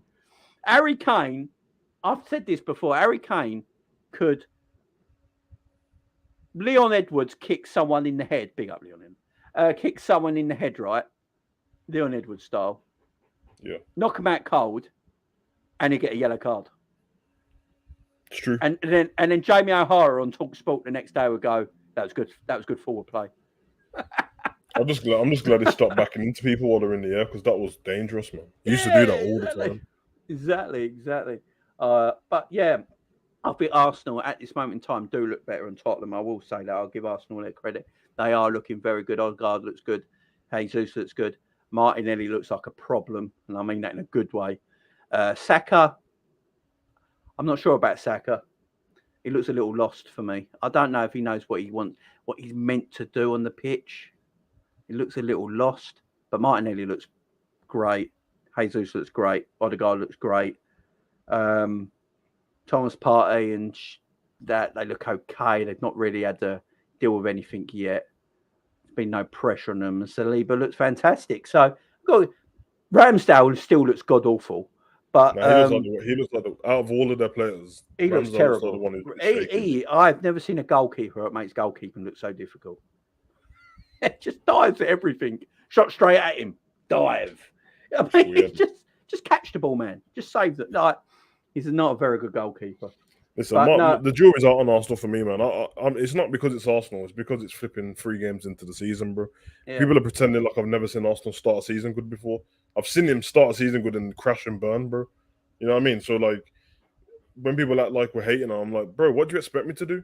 It's like when Man City start well, you can go, I think Man City is going to win the league because you've got evidence of it. You've got evidence. When Arsenal start the league well, I'm like, I've seen Arsenal start the season well. I've seen it loads of times, bro. Who was their manager, the Count Dracula lookalike? Emery. Yeah, didn't they win 8 out of 12 at the beginning of the season? 22 unbeaten. There was Europa League. But then they finished 5th. So I've seen it. I've witnessed it. So yeah, I don't know. Listen, if it gets to the around the 10th game and that they're still playing the same, they still look confident and that they beat one of the or 2 of the big teams, then we'll talk, man. And then I'll be like, okay, they look like they're going to be good. But to be fair, I said they're going to finish 3rd anyway, so there's nothing else for me to say. No. I think they'll finish top 4 as well. I do. Finishing 3rd is not trash, bro. That's amazing for them. Yeah, exactly. Their aim is top 4. So finishing 3rd is above and beyond, isn't it? So we'll see. But tomorrow, it's going to be interesting to see if it's comfortable. That's what it's going to be. If it's a comfortable finish in the top 4. But exactly. But tomorrow, guys, I will be back at 7:30 for the watch along for Man United Liverpool. Looking forward to it. Can't wait. My first Liverpool watch along of the season. It's going to be dope, man. Can't wait for it. It's going to be a massive game. To make sure you're all joining me at 7:30 tomorrow night, guys. A big game. Oh yeah, I'm on 12 tomorrow. Football hangover. There you go. You know where to go, guys. The Hangover Show, 12 p.m. tomorrow. Savage Talks Football. Make sure you are there, guys. Tune in. Before we go, big up to the new undisputed welterweight champ of the world. Yeah, I'll take off. Leon Edwards, the man. Birmingham's own. Bro, big up. I texted him a couple hours ago, man. The geezer's gassed, bro. Like, big up. Mad, incredible stuff, man. Much love. I watched it this morning when I got up my cup of coffee. I thought he was gone. It was going to be a points decision. Win for That's why I love UFC, man. And then out of nowhere, spark out. And plus, he's the only man to take Usman down in the UFC as well. So big up to him. But yeah, on that note, guys, Liverpool tomorrow. I'll big up You got Super Super Chat Chat. for Ash.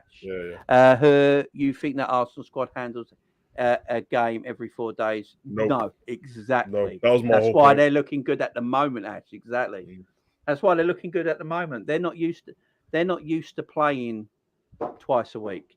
And don't forget, Europe is really European competition this season is going to be really compacted because of the World Cup. So there's going to be loads and loads. There's going to be loads and loads of games. Yeah, it's going to be loads of games. It's going to be mad. I think when it starts in September, it has to end earlier, don't it? Because of the World Cup. So you're going to have to. You know when you played the Champions League and you'd play 1 week and then you wouldn't play for another 2 or 3 weeks sometimes, would you? Now it's going to be like every 10 days because they've got to squeeze it all in. So it's going to be mad, and that's what Tottenham have got to look at. It's what Arsenal have got to look at. That's why I'm like, that's all chill. Liverpool win tomorrow, 2 points behind City, a point above Chelsea, 5 in front of United. Yeah. All looks a little rosier, don't it? All looks a little rosier. Don't forget, guys. Tomorrow, I know you're probably busy, but are you around tomorrow at all? If the kids let me, I can jump on. What I'll do what I normally do, and I'll throw the link in the morning.